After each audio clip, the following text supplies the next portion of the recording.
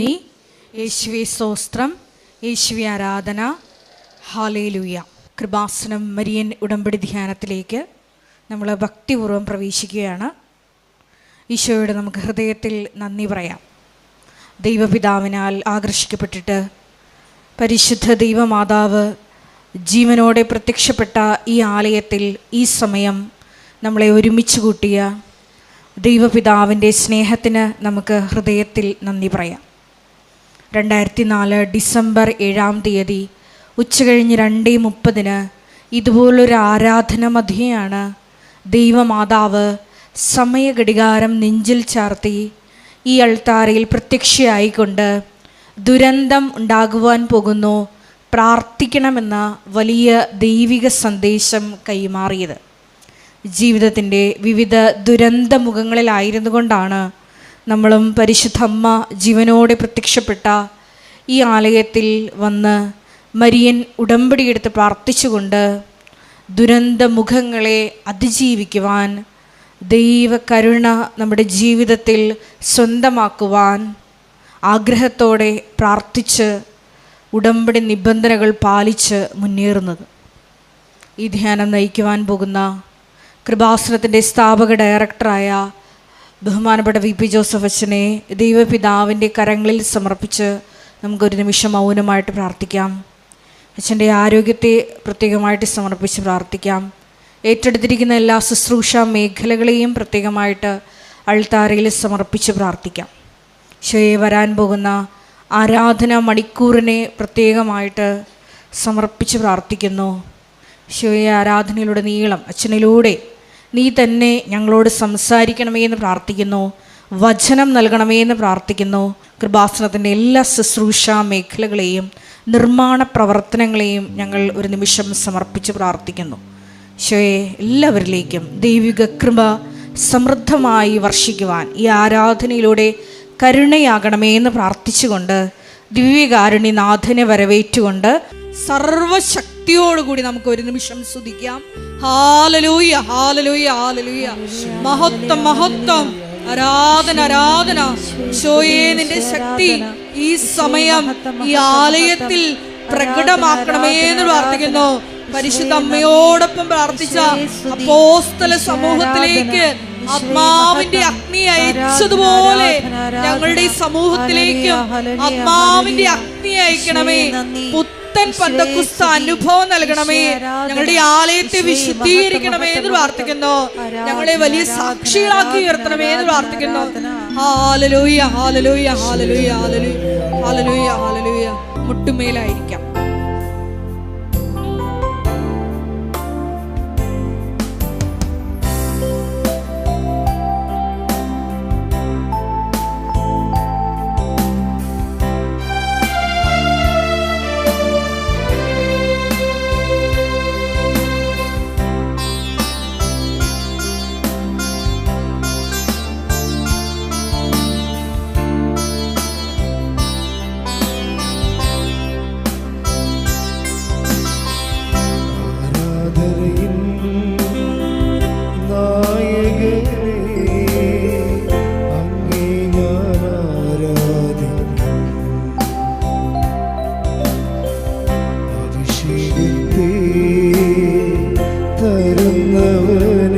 പരിശുദ്ധ പരമ ദിവ്യകാരുണ്യത്തിന് നീരവും ആരാധനയും സ്തുതിയും പുകഴ്ചയും ഉണ്ടായിരിക്കട്ടെ.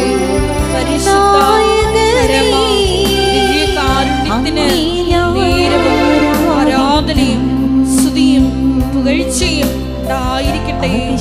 പരിശുദ്ധ പരമ ദിവ്യകാരുണ്യത്തിന് നീരവും ആരാധനയും സ്തുതിയും പുകഴ്ചയും ഉണ്ടായിരിക്കട്ടെ.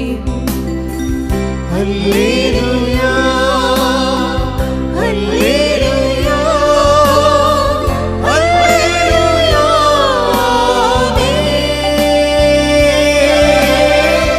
ഹല്ലേലൂയ, ഹല്ലേലൂയ,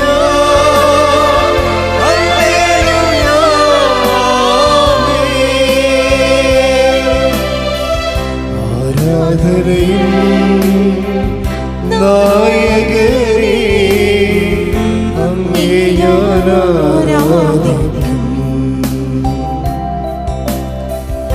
അഭിഷേകത്തെ തരുന്നവനെ അങ്ങേ ഞാൻ ആരാധിക്കുന്നു.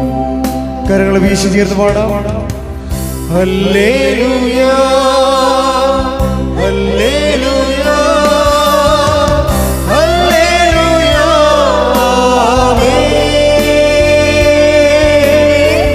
ഹല്ലേലൂയ ഹല്ലേലൂയ ഹല്ലേലൂയ.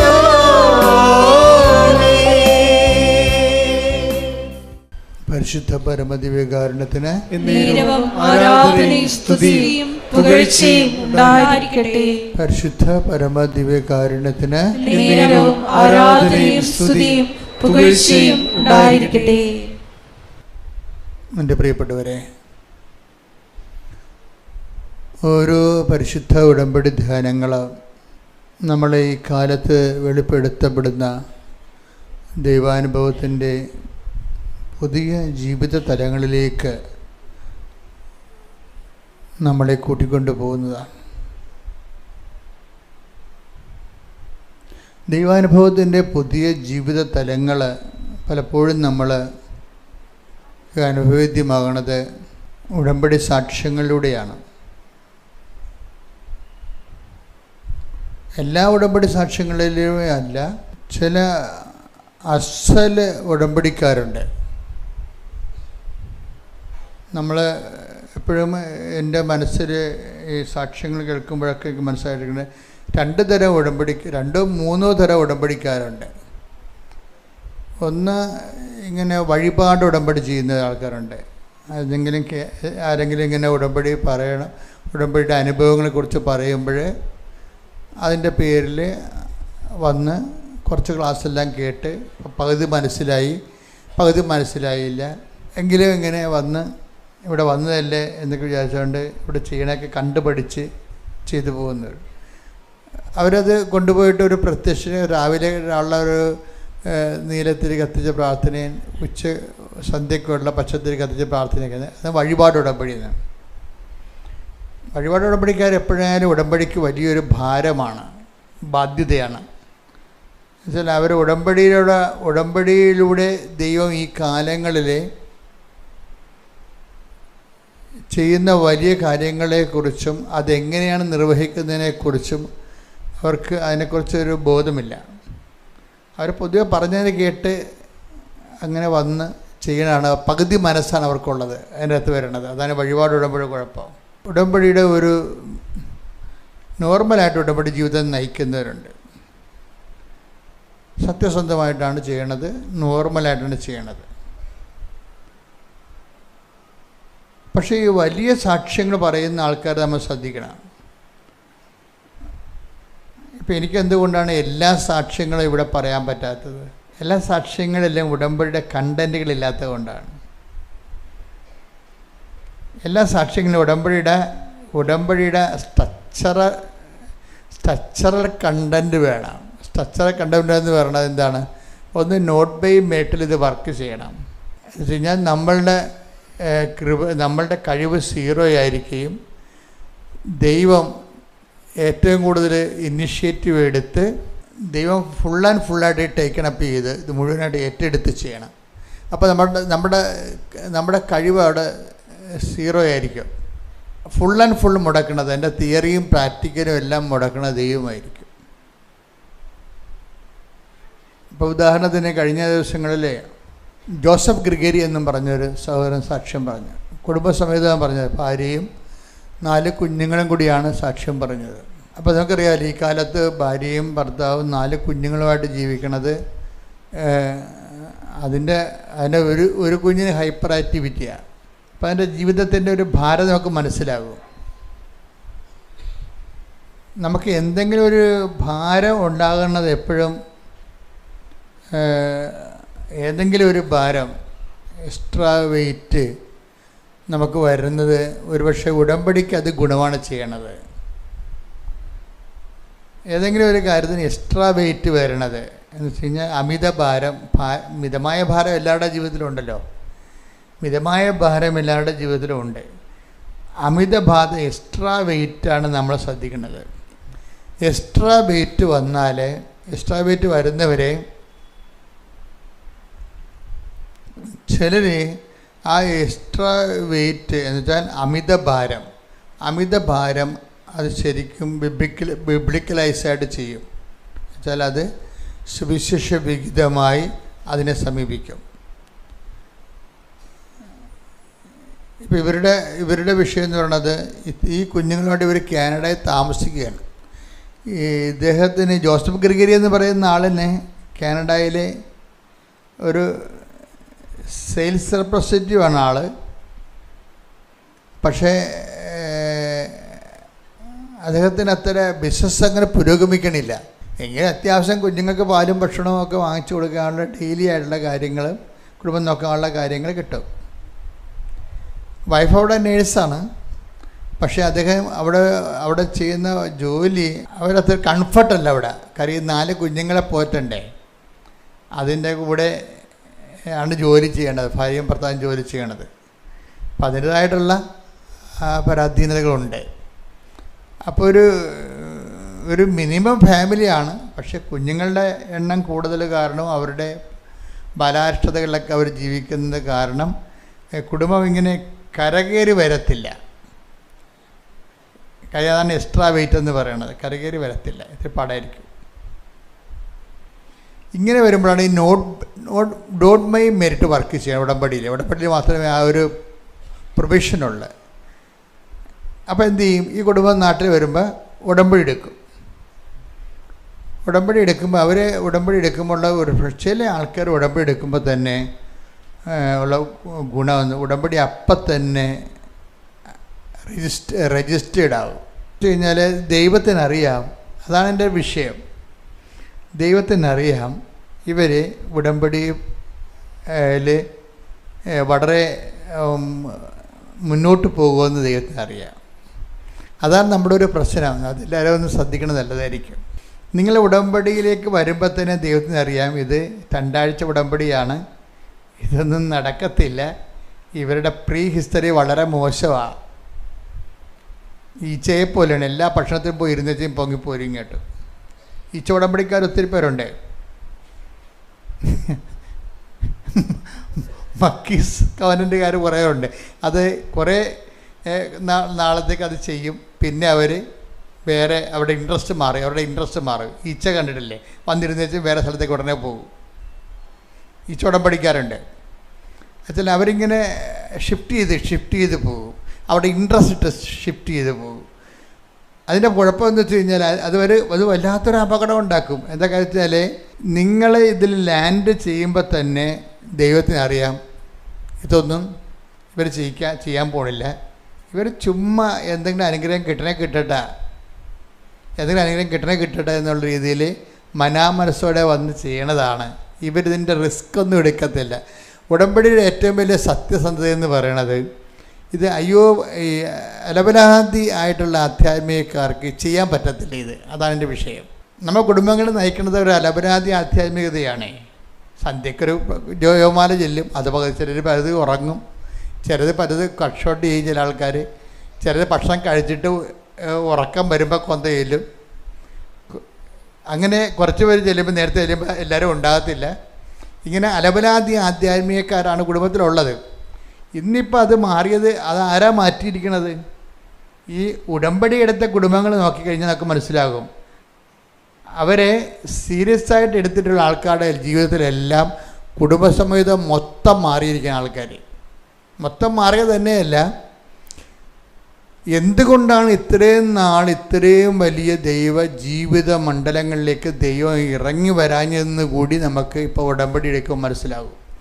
എന്തുകൊണ്ടാണ് ഈ കണ്ണീരിലേക്ക് കർത്താവ് ഇത്രയും നാൾ ഓരോ മനുഷ്യൻ്റെ കണ്ണീരിലേക്കും അവൻ അർഹിക്കുന്ന അവൻ്റെ കഴിവിനേക്കാൾ വലിയ ഒരു സാധ്യതകളിലേക്ക് എന്തുകൊണ്ട് ദൈവം വന്നില്ല എന്നുള്ളത് ഉടമ്പടിയുടെ ജീവിക്കുമ്പോൾ മനസ്സിലായി. ഇപ്പോൾ ഇപ്പോൾ ഈ കവിതയുടെ കാര്യം തന്നെ എന്താണ്? കവിത കർത്താവിനോട് പറയുന്നത്, കർത്താവ് ഈ 4 കുഞ്ഞുങ്ങളെ വളർത്താൻ ഞങ്ങളുടെ 2 പേരുടെയും ജോലി പറ്റത്തില്ല, നടക്കത്തില്ല. ഇന്നത് കൂടുതൽ ചിലവ് വരികയാണ്. കൂടെ ചിലവ് വരികയാണ്. അപ്പോൾ എന്നാ സംഭവിക്കണമെന്ന് വെച്ച് കഴിഞ്ഞാൽ, അന്ന് രാത്രി മാതാവ് ഈ കവിതയ്ക്കൊരു സ്വപ്നം കാണിച്ചു കൊടുക്കും. ഈ ഉടമ്പടിയുടെ ഏറ്റവും വലിയ ഒരു സംഭവമാണ് ഈ സ്വപ്നം എന്ന് പറയുന്നത്. അതിൻ്റെ കാര്യത്തിൽ ഞാൻ ഇതൊരു സ്വപ്നങ്ങളിൽ വരണത് കാണിച്ചു കൊടുക്കുകയാണ് ചെയ്യണത്. സ്വപ്നം വെച്ച് കഴിഞ്ഞാൽ ഒരു ബ്രിക്സിൽ, കനേഡിയൻ ബ്രിക്സിൽ പണി ചെയ്തിട്ടുള്ള ഒരു വലിയ ഒരു നിർമ്മിതി, അതൊരു ഹോസ്പിറ്റലിലാണ്. അപ്പം നീ ഇവിടേക്ക് ആപ്ലിക്കേഷൻ കൊടുക്കാൻ പറയും. കണ്ട എന്തെല്ലാം കറക്റ്റായിട്ടാണ് പറയണത്. നമ്മൾ വെറുതെ ഇങ്ങനെ പൊട്ടസ്വപ്നം ദിവാസ്വപ്നം കാണുകയില്ലേ, ആ നടക്കാൻ പോകുന്ന കാര്യങ്ങളെക്കുറിച്ച് അതിൻ്റെ പിക്ചർ കാണിക്കും. കോൺക്രീറ്റ് ആയിട്ടുള്ള എവിഡൻസാണ്, പിക്ചർ കാണിക്കും. ഇതാണ് ഞാൻ നിനക്ക് വേണ്ടി കരുതി വച്ചിരിക്കുന്ന ഹോസ്പിറ്റലിലെ, നീ ഓൺലൈനിൽ ഇവർക്ക് ആപ്ലിക്കേഷൻ കൊടുക്കാൻ പറയും. അപ്പോൾ കവിത രാവിലെ എഴുന്നേറ്റ് ആപ്ലിക്കേഷൻ കൊടുക്കും. എന്നിട്ട് പിന്നെ 1500 കിലോമീറ്റർ അകലെയുള്ള ഈ ഹോസ്പിറ്റലിലേക്ക് ആപ്ലിക്കേഷൻ കൊടുക്കുകയും ചെയ്യും. ഓൺലൈനിൽ ഇൻ്റർവ്യൂ നടക്കുകയും ചെയ്യും. പെട്ടെന്ന് ഇവർക്ക് അവിടെ അപ്പോയിൻമെൻറ്റ് കിട്ടും. അതാണ് അമ്മ ഒരു കാര്യത്തിൽ ഇടപെട്ട് കഴിഞ്ഞാൽ പിന്നെ എല്ലാം ദൈവം കൺട്രോൾ ചെയ്യണതാണ്. പിന്നെ നമ്മളിങ്ങനെ ഈ നമ്മുടെ ബോഗികളെ എഞ്ചിൻ വലിച്ചുകൊണ്ട് പോകത്തില്ലേ ട്രെയിനിൽ, അതുപോലെ നമ്മുടെ ജീവിതം ഇങ്ങനെ വലിച്ചുകൊണ്ട് പോകും. അത് പക്ഷേ എന്താ വിഷയത്തിൽ നമ്മളങ്ങനെ അത് വലിയൊരു സാധ്യതയാണ്. അതായത് ഈ 144 ബോഗികളുണ്ടെങ്കിലും ഈ ഒറ്റ എൻജിൻ വലിച്ചുകൊണ്ട് പോകും. എന്നുവെച്ചാൽ നമ്മൾ ഉടനെ നമ്മുടെ യന്ത്രവൽകൃതമായി പോകും ഉടനെ. അതാണ് ഏറ്റവും വലിയ ഒരു ഉടമ്പടി എന്ന് പറയണത്. ദൈവവൽകൃതമായി പോകും, ദൈവം ബന്ധിച്ച് പിന്നെ ദൈവം തന്നെയാണ് ഇപ്പം കാണിച്ചു കൊടുക്കുമെന്നില്ല പറയണത്. അത് നിങ്ങളിങ്ങനെ കഥ കേൾക്കണ പോലെ കേൾക്കരുത്. കഥയുടെ ഞാൻ നിങ്ങൾക്കറിയാമല്ല, കഥ പറയണ ആളേ അല്ല, ഒരിക്കലും ഒരു കഥ ഞാൻ പറഞ്ഞിട്ടില്ല. പണ്ടൊക്കെ പറയുമായിരിക്കും. പക്ഷേ ദൈവത്തിൻ്റെ യാഥാർത്ഥ്യ വിഷയങ്ങൾ അറിഞ്ഞു കഴിഞ്ഞപ്പോൾ എനിക്ക് മനസ്സിലായി കഥകൾക്ക് കാര്യമില്ലെന്ന്. ദൈവം അതിൻ്റെ സത്യസന്ധമായ ദൈവത്തിൻ്റെ പ്രവർത്തനങ്ങൾ ജനങ്ങളിൽ വളരെ വൈറ്റ് ആൻഡ് ബ്ലാക്കായിട്ട് ചെയ്തുകൊണ്ടിരിക്കുമ്പോൾ നമ്മൾ അതല്ലേ പറയേണ്ടത്, കഥയിലല്ല പറയേണ്ടത്. അപ്പോൾ ഇത് ശ്രദ്ധിക്കുമ്പോൾ നിങ്ങൾ സാക്ഷ്യങ്ങളെ ശ്രദ്ധിച്ച് കേൾക്കണം. കാര്യം അവരെങ്ങനെയാണ് ഇത്രയും ദൈവവുമായിട്ട് ഇത്രയും ഒരു ഇൻറ്റിമസി ആയതെന്ന്. എൻ്റെ മക്കളെ, എനിക്ക് പലപ്പോഴും തോന്നിയിരിക്കുന്നത് ഒരു ഇൻറ്റിമസിയുടെ പ്രശ്നമേ ഇവിടെ ഉള്ളൂ. എന്താണ് സ്പിരിച്വാലിറ്റി? അപ്പം ഞാൻ പറയും it is nothing more than intimacy with God. അതേ പറയത്തുള്ളൂ ഞാൻ. സ്പിരിച്വാലിറ്റി എന്താണ്, ആധ്യാത്മികത എന്താണെന്ന് ചോദിച്ചു കഴിഞ്ഞാൽ ഒറ്റ ഉത്തരമേ ഉള്ളൂ. എന്താണ്? ദൈവമായിട്ട് അദമ്യമായ ഒരു ആത്മബന്ധമുണ്ടാക്കുക. ഉടമ്പടി എന്തിനാണെന്ന് ചോദിച്ചാലും അത് തന്നെയാണ് ഉടമ്പടിയുടെ ഉത്തരം. എന്തിനാണ് ഉടമ്പടി, എന്തിനാണെന്ന് ചോദിച്ചു കഴിഞ്ഞാൽ നിങ്ങളുടനെ ജപ്തി നടപടി മാറാനാണെന്ന് പറയരുത്. അത് ഈ എന്താണ് പറയണത്, അത് പുകിട് മനുഷ്യർ അങ്ങനെ പറയത്തുള്ളൂ. സ്ഥലം വിൽക്കാനാണ്, മകളെ കെട്ടിക്കാനാണെന്ന് പറഞ്ഞേക്കരുത്. അത് ഉടമ്പടി എന്തിനാണെന്ന് ചോദിച്ചാൽ നിങ്ങൾ അത് ഒറ്റ ഉത്തരവേ ഉള്ളൂ. എന്താണ്? For intimacy with God. അത്രേ ഉള്ളൂ. സിമ്പിൾ, തീർന്ന്. എന്തിനാണ്? ദൈവവുമായിട്ട് ആഴമായ ആത്മബന്ധത്തിന്. ഒന്ന് പറഞ്ഞേ, ഉടമ്പടി എന്തിനാണ്? ദൈവവുമായിട്ടുള്ള ആഴമായ ആത്മബന്ധത്തിന്. ഇതാണ് സംഭവം. ഉടമ്പടി ആത്മബന്ധത്തിന്, അത്രേ ഉള്ളൂ. അപ്പോൾ നമ്മളെപ്പോഴും ശ്രദ്ധിക്കേണ്ട വിഷയം എന്ന് വെച്ചാൽ ഉടമ്പടി PR കിട്ടാനും അതുപോലെ തന്നെ വിസ പ്രോസസ്സിനുമല്ല. നിങ്ങളും ദൈവവും തമ്മിൽ ഒരു ആത്മബന്ധത്തിലായാൽ അതൊന്നും പ്രശ്നമേ അല്ലാതെ വരും. കാര്യം എന്താണ്? അതൊക്കെ ദൈവത്തിൻ്റെ പ്രശ്നമായി മാറും. ഇപ്പോഴെന്താ പ്രശ്നത്തിൽ നിങ്ങൾ ഉടമ്പടി ചെയ്ത പല പ്രശ്നങ്ങളും ഇപ്പോഴും നിങ്ങളുടെ പ്രശ്നങ്ങളാണ്. ദൈവം അത് ദൈവത്തിൻ്റെ പ്രശ്നമായിട്ട് ഏറ്റെടുത്തില്ല. ഇതൊരു അപകടമാണ് മക്കളെ, വളരെ അപകടമാണ്. ഇപ്പം നമ്മൾ ഉടമ്പടി എടുത്തിട്ട് ഒരു 2 മാസം കഴിഞ്ഞിട്ടും പല ഉടമ്പടി വിഷയങ്ങളും നമ്മുടെ വിഷയങ്ങളാണ് ഇപ്പോഴും. അതൊന്നും ദൈവത്തിൻ്റെ വിഷയങ്ങളല്ലാതെ ഇരിക്കണം. ഇപ്പോഴും ദൈവം അത് ഏറ്റെടുത്തിട്ടില്ല, ദൈവത്തിൻ്റെ വിഷയങ്ങളല്ല. അത് നിങ്ങളൊന്ന് ധ്യാനിക്കണം, നല്ലതാണ്. എൻ്റെ വിഷയം എൻ്റേതായിട്ട് തന്നെ ഇരിക്കുകയാണോ, ദൈവം അത് ഏറ്റെടുത്തോ? പല വിഷയങ്ങളും ദൈവം ഏറ്റെടുത്തിട്ടില്ല. ഒന്നാമത്തേലുള്ള പ്രശ്നം വെച്ച് കഴിഞ്ഞാൽ നമ്മൾ പണ്ട് ഞാൻ ഗോതമ്പ് പൊടിപ്പിക്കാൻ വേണ്ടി പോകും. 2ാം ക്ലാസ്സൊക്കെ പഠിക്കുമ്പോൾ മില്ലിൽ. അപ്പോൾ എന്നാ ചെയ്യണമെന്ന് വെച്ചാൽ നമ്മൾ സഞ്ചിയും ഗോതമ്പും കൊണ്ടുപോയി മില്ലിൽ വെക്കുമ്പോൾ മില്ലുകാരൻ ഇങ്ങോട്ട് വന്നിട്ട് സഞ്ചിയുടെ അടുത്ത് കൈയിട്ട് പരതും. എന്തിനാണെന്നറിയാമോ? എന്തിനാണ് അതിൻ്റെ അടുത്ത് വല്ല കല്ലും ഉണ്ടോ, കഷണങ്ങൾ വല്ലതും ഉണ്ടോ? അങ്ങനെ വരികയാണെങ്കിൽ ഇതിനെ എല്ലാത്തിനെയും ബാധിക്കും അത്. അപ്പോൾ അതെല്ലാം പുള്ളി നോക്കിയിട്ട് ഇട പേറ്റിയിട്ടാണ് കൊണ്ടുവന്നിരിക്കണമെന്നൊക്കെ ചോദിക്കും. അപ്പോൾ ഞാൻ പറയാം, ആണ് അമ്മച്ച് പേറ്റിയതാണല്ലേ ഇത്, തിരിഞ്ഞതാണോ എന്നൊക്കെ ചോദിക്കും. കാര്യം എന്താണ്, ഇതിനകത്ത് കല്ലും കട്ടയും വല്ലതൊക്കെ ഉണ്ടെന്നുണ്ടെങ്കിൽ അത് പൊടിയുടെ തരിഞ്ഞ് ചേർന്നതിനല്ല, എഞ്ചിനത് കേടാണ്, മറ്റ് ഗോതമ്പുകൾ കഷ്ണങ്ങൾ തിരിഞ്ഞ് താവൽ പോലെ വരത്തുള്ളൂ. അപ്പം അങ്ങനെ പല പ്രശ്നങ്ങളുണ്ട്. ഇതുപോലെ ഉടമ്പടിയിൽ നമ്മൾ നിയോഗം വെക്കുമ്പോഴും കല്ലും കട്ടയും നോക്കണം. അതിൻ്റെ അകത്ത് ഞാൻ നിങ്ങൾക്ക് മനസ്സിലാകുന്ന ഭാഷയെ പറയുകയാണ്. ഉടമ്പടിയിൽ നിങ്ങൾ വെക്കുമ്പോൾ തന്നെ വെച്ചില്ലേ കുഴപ്പമില്ല, നിയോഗങ്ങൾ വെച്ചില്ലെങ്കിൽ ആ മാന്യമായ കൃത്യമായ നിയോഗമാണ് വെച്ചിരിക്കണമെങ്കിൽ കുഴപ്പമില്ല. പക്ഷെ കല്ലും കട്ടയും വെച്ച് കഴിഞ്ഞാൽ ഇത് കുഴപ്പങ്ങളുണ്ടാക്കും. അപ്പോൾ ഈ പുതുക്കാൻ തന്നെ ആൾക്കാർ നേരത്തെ കല്ലും കട്ടയും ഉണ്ടെങ്കിൽ അറിയാതെ വെച്ച് പോയിട്ടുണ്ടെങ്കിൽ തിരിയണം. അവിടെ ആ വെപ്രാളത്തിനും ആക്രാന്തത്തിനും വായി തോന്നി എല്ലാം എഴുതി വെക്കുമില്ല, വായി തോന്നി എല്ലാം എഴുതി വെക്കും. അപ്പം അതുകൊണ്ടാണ് ഇങ്ങനെ വരുന്നത്. ഇപ്പം നിങ്ങളിപ്പോൾ ഉടമ്പടി എടുക്കാൻ വേണ്ടി വരികയാണ്. അപ്പോൾ ഉടമ്പടി എടുക്കാൻ വേണ്ടി വരുമ്പോൾ നിങ്ങൾക്ക് സഹോദര സ്നേഹം ഉണ്ടോ? അതാണ് വിഷയം. സഹോദര സ്നേഹം ഉണ്ടെങ്കിൽ ഇപ്പം നിങ്ങൾ അനിയൻ്റെ ഭാര്യയാണ്, ഉടമ്പടി എടുക്കാൻ വന്നിരിക്കുകയാണ്. ചേട്ടനും ഭാര്യയും മക്കളില്ലാതെ നിൽക്കുകയാണ്, അവർക്ക് മക്കളില്ല. അപ്പോൾ നിങ്ങൾ എന്താ ചെയ്യണത്? നിങ്ങളെ ചേട്ടനും ഭാര്യയും മാറി താമസിക്കേണ്ട ആൾക്കാരാണ് അവിടെ, ഉറപ്പല്ലേ? സാധാരണഗതി അങ്ങനെ മാറി താമസിക്കുമല്ലോ ചേട്ടന്മാർ. അപ്പോൾ നിങ്ങൾ എന്തെഴുതി? ചേട്ടനും ഭാര്യയും മാറി താമസിക്കണം, എന്നാൽ മാത്രമേ നിങ്ങൾക്ക് സമാധാനത്തിൽ അവിടെ ജീവിക്കാൻ പറ്റത്തുള്ളൂ. അത് ന്യായകേടൊന്നുമില്ല അതിൻ്റെ അകത്ത്. പക്ഷെ അതിൻ്റെ അകത്തൊരു കല്ലുണ്ട്. എന്താ കല്ല്? നിങ്ങൾ അങ്ങനെയല്ല എഴുതേണ്ടിയിരുന്നത്. ചേട്ടനും ഭാര്യയ്ക്കും മക്കളെ കൊടുക്കാനല്ല എഴുതേണ്ടത്. അവിടെയാണ് അതിൻ്റെ അകത്തൊരു സഹോദര സ്നേഹത്തിൻ്റെ എന്തോ ഒരു കുറവുണ്ട്. ചേട്ടനും ഭാര്യയും മാറി താമസിക്കാനാണ് നിങ്ങളെ എഴുതിയിരിക്കുന്നത്. അത് റിജക്റ്റാകാൻ സാധ്യതയുണ്ട്. ഇത് ആരത്താണ് കൊടുക്കുന്നത്? പഞ്ചായത്ത് മെമ്പറിൻ്റെ അടുത്തല്ല കൊടുക്കണത്, ദൈവത്തിൻ്റെ അടുത്താണ് കൊടുക്കുന്നത്. അത് ദൈവത്തെക്കുറിച്ചൊരു ബോധം ഉണ്ടാകണം. അപ്പം തന്നെ നിൻ്റെ മനസ്സ് സ്കാൻ ചെയ്യുമ്പോൾ മനസ്സിലാകും ചേട്ടനും ഭാര്യയും അവർക്ക് മക്കളുണ്ടാകാൻ നീ ആഗ്രഹിക്കണില്ല. ആഗ്രഹം ഉണ്ടാക്കുക എന്ത് ചെയ്യും? നിൻ്റെ കുടുംബത്തിൻ്റെ അവകാശം കുറച്ച് അവർ കൊണ്ടുപോകും. അത് കാരണം അവർക്ക് മക്കളുണ്ടാകാതെ നരയിക്കണമെന്നായിരിക്കും നീ ഉള്ളിൽ ഉദ്ദേശിക്കണത്. പക്ഷെ നിനക്ക് അവർക്ക് ബുദ്ധിമുട്ടുണ്ടാകണ കാരണം മാറി താമസിക്കാൻ വേണ്ടി എഴുതിയിട്ടുമുണ്ട്. ഈ സാധനം കല്ലാണ്. എന്ന് കഴിഞ്ഞാൽ ഇത് പൊടിയത്തില്ല. ഇത് കാരണം എന്താ പറ്റുന്നത്? ഈ കല്ല് കിടക്കണ കാരണം നിൻ്റെ ദുഷ്ടബുദ്ധി അതിൻ്റെ അകത്ത് കിടക്കണ കാരണം സഹോദര സ്നേഹമില്ല, ദൈവസ്നേഹമില്ല, ദുഷ്ടബുദ്ധിയാണുള്ളത്. ദുഷ്ടബുദ്ധിക്കുള്ള ഉടമ്പടി എടുത്തിരിക്കുകയാണ്. ഇത് എന്താ പറ്റണമെന്ന് വെച്ച് കഴിഞ്ഞാൽ മറ്റ് പല നിയോഗങ്ങളെ ഇത് ബാധിക്കും. അതാണ് വിഷയം. ഈ നിയോഗം തന്നെയല്ലേ ഇങ്ങനൊരു ദുഷ്ടബുദ്ധിയുള്ള ഒരാളുമായിട്ട് ഉടമ്പടി ചെയ്യാൻ ദൈവം തയ്യാറല്ലാത്ത കാരണം ഈ ഒറ്റ ദുഷ്ടബുദ്ധി കാരണം ആരും ക്യാൻസലാകും. നിങ്ങൾ ഉടമ്പടി പുതുക്കാനുള്ളവർ ചാടിക്കറി പുതുക്കണതിന് മുമ്പ് പഴയ കല്ലുകൾ തിരിഞ്ഞ് മാറ്റണം നല്ലതായിരിക്കും. എന്താണ് ഇതുപോലെ എൻ്റെ മക്കളെ, നമ്മളെപ്പോഴും ലാഭനഷ്ടമല്ല.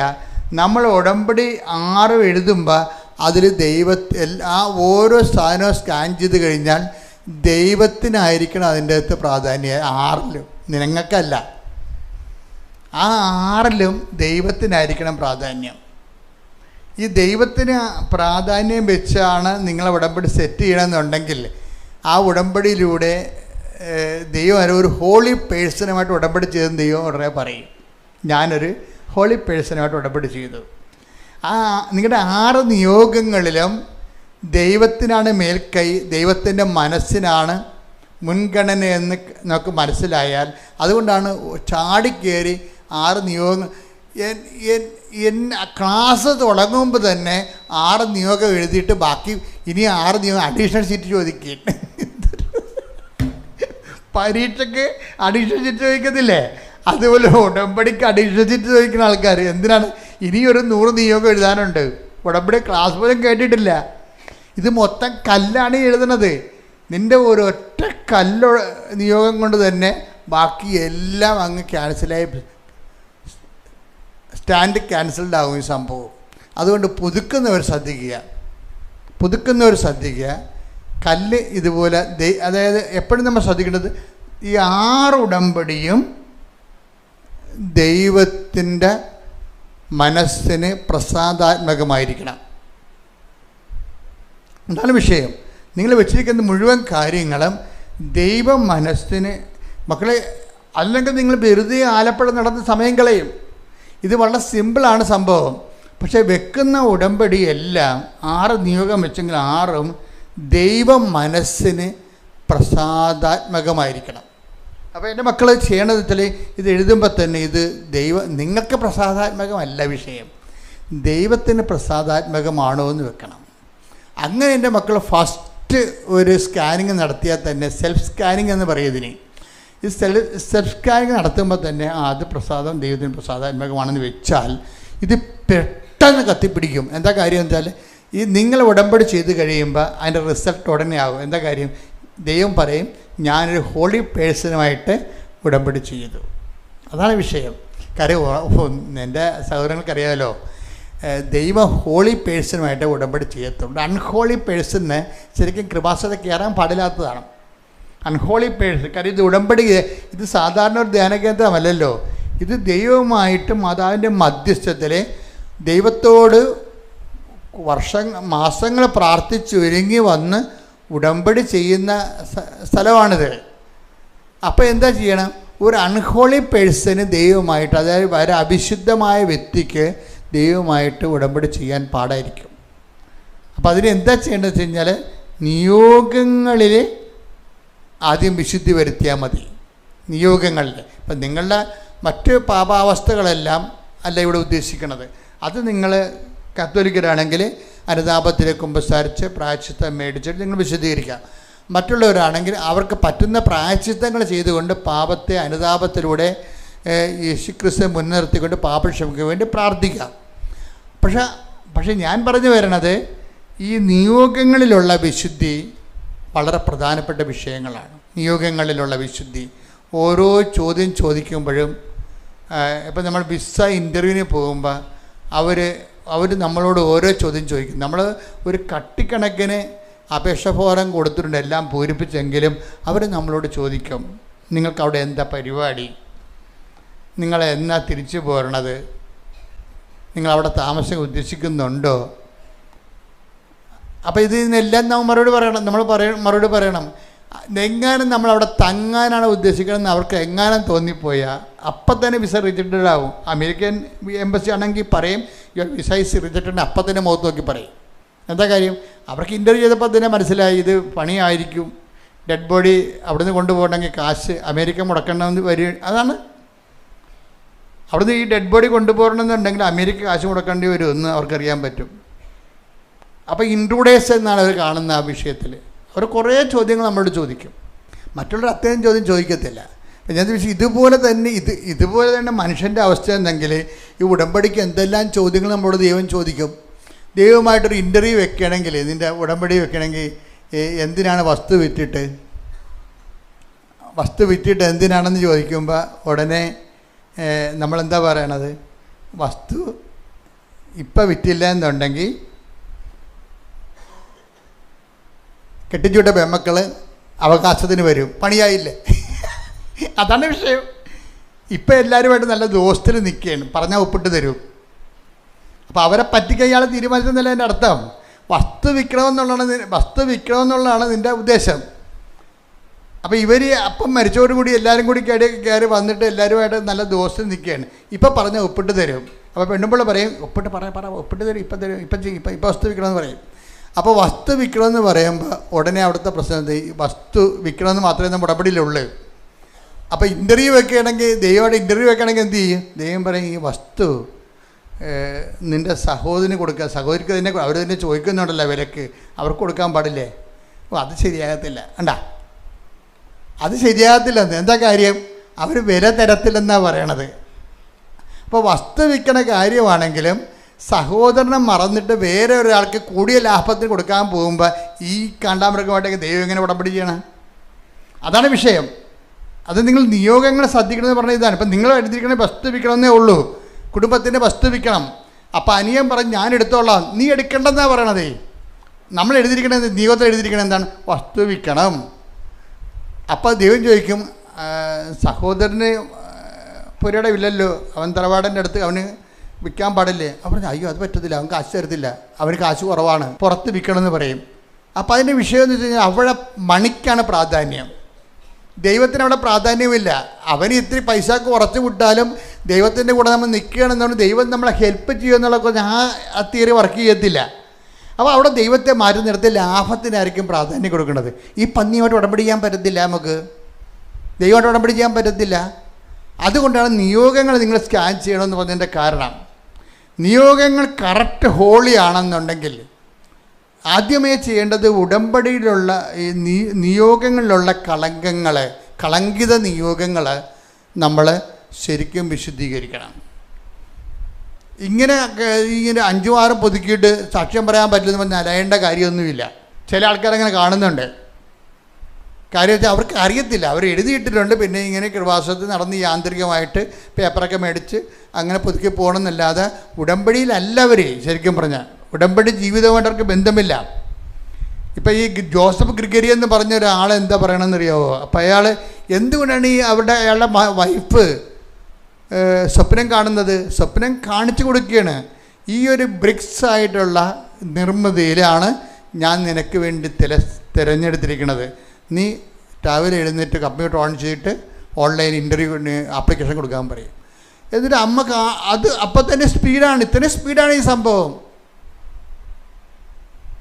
അവർ അപ്പോഴത്തേന് ആപ്ലിക്കേഷൻ കൊടുത്തു കഴിയുമ്പോൾ തന്നെ ഒറ്റ ഇൻ്റർവ്യൂ തന്നെ അവർ സെലക്റ്റഡ് ആകും. മാതാവിൻ്റെ കാര്യത്തിൽ ഇത് ഭയങ്കര ഉടമ്പടി ഉടനടിയല്ലേ? ഉടമ്പടിയാണെങ്കിൽ ഉടനടിയാണ്, പരിഹാരമാണ്. നിങ്ങൾക്ക് ഉടനടി പരിഹാരം കിട്ടണില്ല എന്നുണ്ടെങ്കിൽ അർത്ഥം എന്താണ്? ഉടമ്പടിയിൽ അല്ല, ആയിക്കൊണ്ടിരിക്കണമെന്നേ പറയാൻ പറ്റത്തുള്ളൂ. അതാണ് ഉടമ്പടിയാണെങ്കിൽ. ഇത് കണ്ട, ഈ വിതിൻ സെക്കൻഡാണ്. രാത്രി ഉടമ്പടി ചെയ്ത് കഴിഞ്ഞപ്പോൾ ജോസഫ് ഗ്രിഗറി പറയുമോ, ഞങ്ങൾ എന്താ ചെയ്യണമെന്നറിയാവോ? അയാളെ കുറേ സാക്ഷ്യങ്ങൾ പറഞ്ഞ ശേഷം പറയും, ഞങ്ങൾ എന്താ ചെയ്യണമെന്നറിയാവോ? ഞങ്ങൾ ശക്തമായി ദൈവത്തിൻ്റെ കൂടെ നിൽക്കും. അയാൾ ഓരോ സമയത്തും സാക്ഷ്യത്തിൻ്റെ ഇടയ്ക്കിടയ്ക്ക് ഇവാലുവേഷൻ നടത്തുന്നുണ്ട് സ്വന്തമായിട്ട്, എങ്ങനെയാണ് ഇതൊക്കെ സംഭവിക്കണത്. അപ്പം അതിന് ഒരു സമയത്ത് അയാൾ പറയും, ഞങ്ങൾ എന്താ ചെയ്യണമെന്നറിയാവോ? ഞങ്ങൾ ഒരു അവസ്ഥ കണ്ടാൽ, ഒരാളിൻ്റെ അവസ്ഥ, ഒരു മോശമായ അവസ്ഥ കണ്ടാൽ ഞങ്ങൾ അവരോട് അങ്ങോട്ട് ചോദിക്കും, എന്ത് ഹെൽപ്പാണ് വേണ്ടത്, എന്താണ് നിങ്ങളുടെ പ്രശ്നം, ഞങ്ങളോട് പറയുക, പറ്റുന്ന പോലെ സഹായിക്കാം. ഇതാണ് വിഷയം. അപ്പം നമ്മളൊരു സഹായം, എന്തെങ്കിലും ഒരു ആളിന് ഇപ്പം പണം കൊടുത്തില്ലെങ്കിലും ഒരു സഹായം കൊടുക്കേണ്ട സാഹചര്യം വന്നു കഴിഞ്ഞാൽ തന്നെ അപ്പം തന്നെ അമ്മായിയമ്മ ഒന്ന് ചുമച്ചെന്നും പറഞ്ഞ മരുമകൾ അപ്പം തന്നെ കെട്ടിക്കിടയെടുത്ത് വീട്ടിൽ പോണില്ലേ? ഈ പന്നി വന്ന് ഉടമ്പടി എടുത്ത ദൈവം സമ്മതിക്കത്തില്ല. അമ്മായിയമ്മ ഒന്ന് ചുമച്ചതാണ്, കണ്ട പ്രായമായ വല്യമ്മയാണ്, ഒന്ന് ചുമച്ചതേ ഉള്ളൂ. അപ്പം തന്നെ ഇവള് സൂട്ട് കേസ് എടുത്ത് വണ്ടിയും പിടിച്ച് അപ്പം തന്നെ വീട്ടിൽ പോയി. എന്താ കാര്യം? ഭർത്താവ് വന്നപ്പോൾ ഇവളില്ല. ചോദിച്ചപ്പോൾ എന്താ പറയണത്? അതെ, നിങ്ങളുടെ അമ്മയ്ക്ക് എന്തോ എൻ്റെ ജീവിതം പോകും, പിന്നെ അവരെ പൊക്കിക്കൊണ്ട് നടക്കേണ്ടി വരും. ഈ പന്നി ഒരിക്കലും ഉടമ്പടി എടുക്കരുത്. Should not do it. അത് ദൈവത്തിനെ വെല്ലുവിളിക്കണത് വലിയതാണ്. നിങ്ങൾക്ക് ഇതിനകത്ത് കയറാനുള്ള യോഗ്യതയില്ല. കാര്യം നിങ്ങൾക്ക് മനുഷ്യത്വമില്ല. മനുഷ്യത്വം പോലും ഇല്ലാത്ത ആൾക്കാരാണ് ദൈവത്തോട് ഉടമ്പടി എടുക്കാൻ പോണത്. ഇവിടെ എവിടെയോ അനുതാപം ആവശ്യമുണ്ട്. മനുഷ്യത്വം പോലും ഇല്ലാത്ത ആൾക്കാരൊക്കെയാണ് ദൈവത്തോട് ഉടമ്പടി ചെയ്യണത്. അപ്പം ആദ്യം ഫസ്റ്റ് ബി ഹ്യൂമൻ. ശ്രുതികട്ടെ ഹല്ലേലൂയ.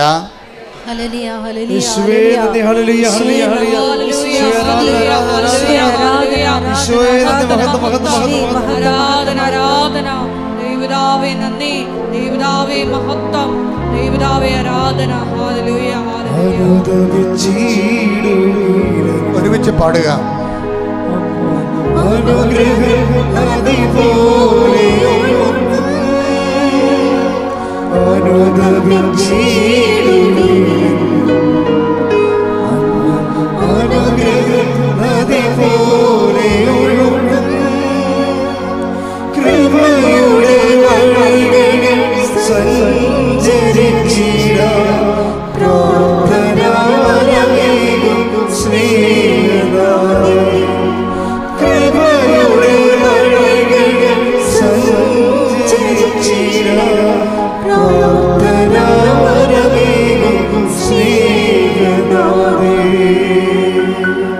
പരിശുദ്ധ പരമ ദിവ്യകാരുണ്യത്തിന് എന്നേരവും ആരാധനയും സ്തുതിയും പുകഴ്ചയും ഉണ്ടായിരിക്കട്ടെ. എൻ്റെ മക്കളെ, ആദ്യം ചെയ്യേണ്ടത് ദൈവം നിങ്ങളോട് വാഗ്ദാനം ചെയ്തിട്ടുള്ള മുഴുവൻ കാര്യങ്ങളും എനിക്ക് മനസ്സിലായിരിക്കുന്നത് അതിനേക്കാൾ കൂടുതൽ ചെയ്യുമെന്നാണ്. കർത്താവ് തന്നെ പറയും അതിനേക്കാൾ കൂടുതൽ ചെയ്യുമെന്ന്. Take the word of God. ശ്രദ്ധിക്കട്ടെ. ഹല്ലേലൂയ, ഹല്ലേലൂയ, ഹല്ലേലൂയ, ഹല്ലേലൂയ. ഈശോയെ നന്ദി, ഹല്ലേലൂയ, ഹല്ലേലൂയ. ഈശോയെ ആരാധന, ആരാധന, ആരാധന, ആരാധന. ഈശോയെ നന്ദി, മഹത്വം, മഹത്വം. റോമ 8:32. സ്വപുത്രനെ പോലും ഒഴിവാക്കാതെ നമുക്കെല്ലാവർക്കും വേണ്ടി അവനെ ഏൽപ്പിച്ചു തന്നവൻ അവനോട് കൂടെ സമസ്തവും നമുക്ക് ദാനമായി നൽകാതിരിക്കുമോ? അപ്പം നമ്മൾ ഈശോയെ പോലും നമുക്ക് ഏൽപ്പിച്ച് നൽകിയ ദൈവത്തിൻ്റെ മുമ്പിലാണ് നമ്മൾ നിൽക്കുന്നത്. അപ്പോൾ അത് ആ ഉടമ്പടി സത്യസന്ധമാണെന്ന് കണ്ടാൽ നമ്മൾ വെക്കുന്ന നിയോഗങ്ങളിൽ നിൽക്കത്തില്ല. ഇത് അതിനേക്കാൾ കൂടുതലായിരിക്കും ദൈവം നമുക്ക് നൽകാൻ പോണത്, നമ്മൾ പോലും ചിന്തിക്കാൻ പറ്റാത്ത രീതിയിൽ. അതുകൊണ്ട് എപ്പോഴും എൻ്റെ മക്കൾ ആദ്യം വേണ്ടത് ബേസിക്കായിട്ട് ഹ്യൂമൻ ആവുക, ആദ്യം അടിസ്ഥാനപരമായിട്ട് മനുഷ്യത്വമുള്ള ആൾക്കാരാകുക. രണ്ടാമത് സുവിശേഷവിധമായ ദൈവപൈതലായി മാറണം. ഈ ദൈവപൈതലായിരിക്കണം ഉടമ്പടി വെക്കേണ്ടത്, അല്ലാതെ നാട്ടിലെ വർഗീസും തെരേസ്യാമിയും അല്ല ഉടമ്പടി വെക്കേണ്ടത്. ദൈവ പൈതലായിരിക്കണം ഉടമ്പടി വെക്കേണ്ടത്. ദൈവ പൈതലിനെ സംബന്ധിച്ചിടത്തോളം ആരാണത്? ആത്മാവിൽ വീണ്ടെടുക്കപ്പെട്ട വിശുദ്ധീകരിക്കപ്പെട്ട ആളാണ് ദൈവ പൈതൽ. ദൈവാത്മാവിനാൽ ജനിക്കപ്പെടുകയും ദൈവാത്മാവിൻ്റെ നയിക്കപ്പെടുകയും ചെയ്യുന്ന ആൾക്കാരാണ്. അതാണ് ദൈവ പൈതൽ. അത് 8:14 എടുത്ത് റോമ. ശ്രദ്ധിക്കട്ടെ. ഹല്ലേലൂയ, ഹല്ലേലൂയ, ഹല്ലേലൂയ, ഹല്ലേലൂയ, ഹല്ലേലൂയ. ഈശോയെ നന്ദി, ഹല്ലേലൂയ, ഹല്ലേലൂയ. ഈശോയെ ആരാധന, ആരാധന. റോമ 8:14. റോമ 8:14. ദൈവാത്മാവിനാൽ നയിക്കപ്പെടുന്നവരെല്ലാം ദൈവത്തിന്റെ പുത്രന്മാരാണ്. അപ്പൊ ദൈവത്തിന്റെ പുത്രന്മാരാണ്, ദൈവപൈതലാണ് ഈ ഉടമ്പടി ചെയ്യണത്. എന്ന് വെച്ച് കഴിഞ്ഞാൽ നമ്മുടെ ജീവിതത്തിൽ സ്വാഭാവികമായും നമ്മുടെ ജീവിതത്തിൻ്റെ പരിക്കുകൾ കൊണ്ടും ജീവിതത്തിൻ്റെ വെല്ലുവിളികൾ കാരണവും നമ്മുടെ ജീവിതത്തിൻ്റെ യാഥാർത്ഥ്യങ്ങൾ ഏറ്റുമുട്ടിയിട്ട് ശരിക്കും പരിക്കന്മാരായിരിക്കും. സ്വാഭാവികമാണ്. ഈ പരിക്കന്മാരായിരിക്കുമ്പോൾ തന്നെ നമ്മൾ ഈ പരിക്ക തരത്തോടു കൂടിയായിരിക്കും നമ്മൾ ദൈവദർശനി വരുന്നത്. അപ്പോൾ ആ പരിക്ക സ്വഭാവത്തോട് തന്നെ ദൈവദർശനി വരുമ്പോഴും നമ്മൾ ചിന്തിക്കുന്നു നമ്മൾ ദൈവത്തോടാണ് ഉടമ്പടി ചെയ്യണത് എന്ന് വിചാരിക്കുന്നു. എന്നിട്ട് നമ്മളെന്ത് ചെയ്യും? കർത്താവേ, നമ്മൾ പ്രാർത്ഥിക്കത്തില്ലേ, ഇവിടെയാണ് ഈ പ്രാർത്ഥന ബലവത്താണ് എന്ന ഹൃദയശാന്തതയും എളിമയുമുള്ള ഈശോയെ എൻ്റെ ഹൃദയത്തെയും നിൻ്റെ ഹൃദയം പോലെ ആക്കണമേ. എന്താണ് അവിടെ നിന്ന് താഴേക്ക് വരികയാണ്. നമ്മുടെ സ്വഭാവത്തിലും ജീവിതത്തിൻ്റെ കഴിഞ്ഞകാല വെല്ലുവിളികളോട് ഏറ്റുമുട്ടി പരിക്കും പരാജയവും പ്രതിരോധവും അനുഭവിച്ച് പരുക്കമായി തീർന്ന ഒരു മാനസികാവസ്ഥയായിരിക്കും നമുക്ക്. ആ ഒരു അവസ്ഥയിലാണ് നമ്മൾ വരുന്നതെങ്കിലും നമ്മൾ ദൈവത്തോട് ഉടമ്പടി ചെയ്യുമ്പോൾ നിങ്ങൾ എന്ത് ചെയ്യണം? ചെരുപ്പ് ഊരി വെക്കണ പോലെ ഈ പരിക്കത്തരം ഊരി വെക്കണം. അല്ല, ദേവാലയത്തിൽ വരുമ്പോൾ നിങ്ങൾ എത്ര വലിയ പുള്ളിയാണെങ്കിലും ചെരുപ്പ് ഊരി വെക്കത്തില്ലേ? അവിടെ ചെരുപ്പ് ഊരി വെക്കണ പോലെ തന്നെ നമ്മളുടെ പരിക്കത്തരം, വൈരാഗ്യം, വിദ്വേഷം, പക, ഏറ്റവും ഊരി വെക്കേണ്ടത് അഹങ്കാരമാണ്. അഹങ്കാരം. കഴിഞ്ഞ ദിവസങ്ങളിൽ ഞാൻ കണ്ണീരിൻ്റെ വരവെന്നും പറഞ്ഞ് ഒരു വരവുണ്ട് ബൈബിളിൽ. കണ്ണീരിൻ്റെ വരം ചിലർക്ക് മാത്രം കിട്ടുന്നൊരു അപൂർവ വരവാണ്. ഈ വിശ്വാസവരം, ഭാഷാവരം, രോഗശാന്തി വരം, അതിലൊരു വരമാണ് ഗിഫ്റ്റ് ഓഫ് ടീയേഴ്സ് എന്ന് പറയും, കണ്ണീരിൻ്റെ വരം. അപ്പോൾ ഞാൻ ഈ ദിവസങ്ങളിലൊക്കെ കണ്ണീരിൻ്റെ വരത്തെക്കുറിച്ച് പഠിച്ചുകൊണ്ടിരിക്കുകയായിരുന്നു. അപ്പോൾ എന്ന് വെച്ചാൽ നമ്മൾ ചിലർ കണ്ണീരിൻ്റെ കർത്താവിൻ്റെയോട് സംസാരിക്കുമ്പോൾ തന്നെ, കർത്താവിൻ്റെ കാര്യങ്ങൾ പറയുമ്പോൾ തന്നെ അവർ കണ്ണു നിറയും. അങ്ങനെ പറയാൻ കാരണം റിൻസി ജോസഫ് എന്നും പറഞ്ഞ് ഒരു സാക്ഷി ഈ ദിവസം കേട്ടായിരുന്നു. അവൾക്ക് ഇതുപോലെ 4 കുഞ്ഞുങ്ങളുണ്ട്. അപ്പോൾ 4 കുഞ്ഞുങ്ങളെ അതിൻ്റെ എല്ലാം കൊച്ചു കൊച്ചു കുഞ്ഞുങ്ങളാണ്. അതുങ്ങളെ വളർത്തുമ്പോൾ തന്നെ ഇവർ വിശുദ്ധയായി മാറും. കാര്യം എന്താ കഴിഞ്ഞാൽ ഇതിന് 4 പ്രസവിക്കണ്ടേ? അതാണ് ഏറ്റവും വലിയ പാട്. ഈ കവിത ഇതുപോലെ കവിതക്ക് ഞാൻ പറഞ്ഞില്ലേ, കവിതക്ക് ജോലി കിട്ടി. അമ്മ ആ ഓൺലൈൻ ഇൻ്റർവ്യൂവിൽ തന്നെ അമ്മ കാണിച്ച ഈ 1500 കിലോമീറ്റർ ഇവർ ജോലി കിട്ടിക്കഴിഞ്ഞ് അവിടെ പോകണമെന്ന് ഷിഫ്റ്റ് ചെയ്യണം കുടുംബം മുഴുവനും. അപ്പോൾ കുടുംബം മുഴുവൻ ഷിഫ്റ്റ് ചെയ്ത് പോകുമ്പോൾ പറയും നിങ്ങളെ രാത്രി തന്നെ അനൗൺസ്മെൻറ്റ് മൊബൈലിൽ മെസ്സേജ് വന്ന് സ്നോവിങ് തുടങ്ങിയിട്ടുണ്ട്, 3 മണിയാകുമ്പോൾ നിങ്ങളുടെ റൂട്ടിൽ വരുമെന്ന്. അപ്പോൾ അവിടെ അത്രയും ടെക്കിയാണത് ആ രാജ്യം കാനഡ. വെച്ചാൽ മഞ്ഞ് കാറ്റ് തുടങ്ങിയിട്ടുണ്ട്, അത് നിങ്ങളുടെ റൂട്ടിൽ വരണത് 3 മണിക്കാണ്. അതുകൊണ്ട് നിങ്ങൾ എവിടെയെങ്കിലും യാത്ര ചെയ്യുന്നുണ്ടെങ്കിൽ അത് കണക്കാക്കി പോകണമെന്ന് പറയും. അപ്പോൾ ഉടനെ 10 മണിക്ക് പോകാൻ വേണ്ടി ഇരുന്ന ഇവർ വെളുപ്പിനെ 4 മണിക്ക് എഴുന്നേറ്റ് യാത്രയായി, മഞ്ഞുകാറ്റിൽ നിന്ന് രക്ഷപ്പെടാൻ വേണ്ടി യാത്രയായി. അപ്പോൾ യാത്രയായി കുഞ്ഞുങ്ങളായിട്ട് പോണ വഴിക്ക് പോയി അവിടെ ചെല്ലുമ്പോൾ ദൈവസ്നേഹം കൊണ്ട് ഈ കവിതരെ കണ്ണു നിറയും. എന്താണ്? മാതാവ് സ്വപ്നത്തിൽ കാണിച്ച അതേ ബ്രിക്സിൽ ചെയ്തിരിക്കണ അതേ ഒരു നിർമ്മിതിയാണ് ഈ ഹോസ്പിറ്റലിലെ. അതായത് ദൈവം ഇത്രയും ടാഞ്ചിബിളാണ്. അതായത് നമ്മൾ ദൈവ വഴികളിലാണെന്ന് എൻ്റെ മക്കളെ എൻ്റെ അടുത്ത് ഒന്ന് പ്രാർത്ഥിച്ച മക്കളെ, കർത്താവായ ദൈവമേ, ഞങ്ങൾ ഉടമ്പടി ജീവിതം വഴി ദൈവ വഴികളിലാണെന്ന് ദൈവത്തെ ബോധ്യപ്പെടുത്താൻ ഞങ്ങളെ പരിവർത്തനം ചെയ്യിക്കണമേ. ഹല്ലേലൂയ, ഹല്ലേലൂയ, ഹല്ലേലൂയ, ഹല്ലേലൂയ. യേശുവേ നന്ദി, ഹല്ലേലൂയ, ഹല്ലേലൂയ, ഹല്ലേലൂയ. യേശുവേ നന്ദി, യേശുവേ മഹത്വം, യേശുവേ ആരാധന,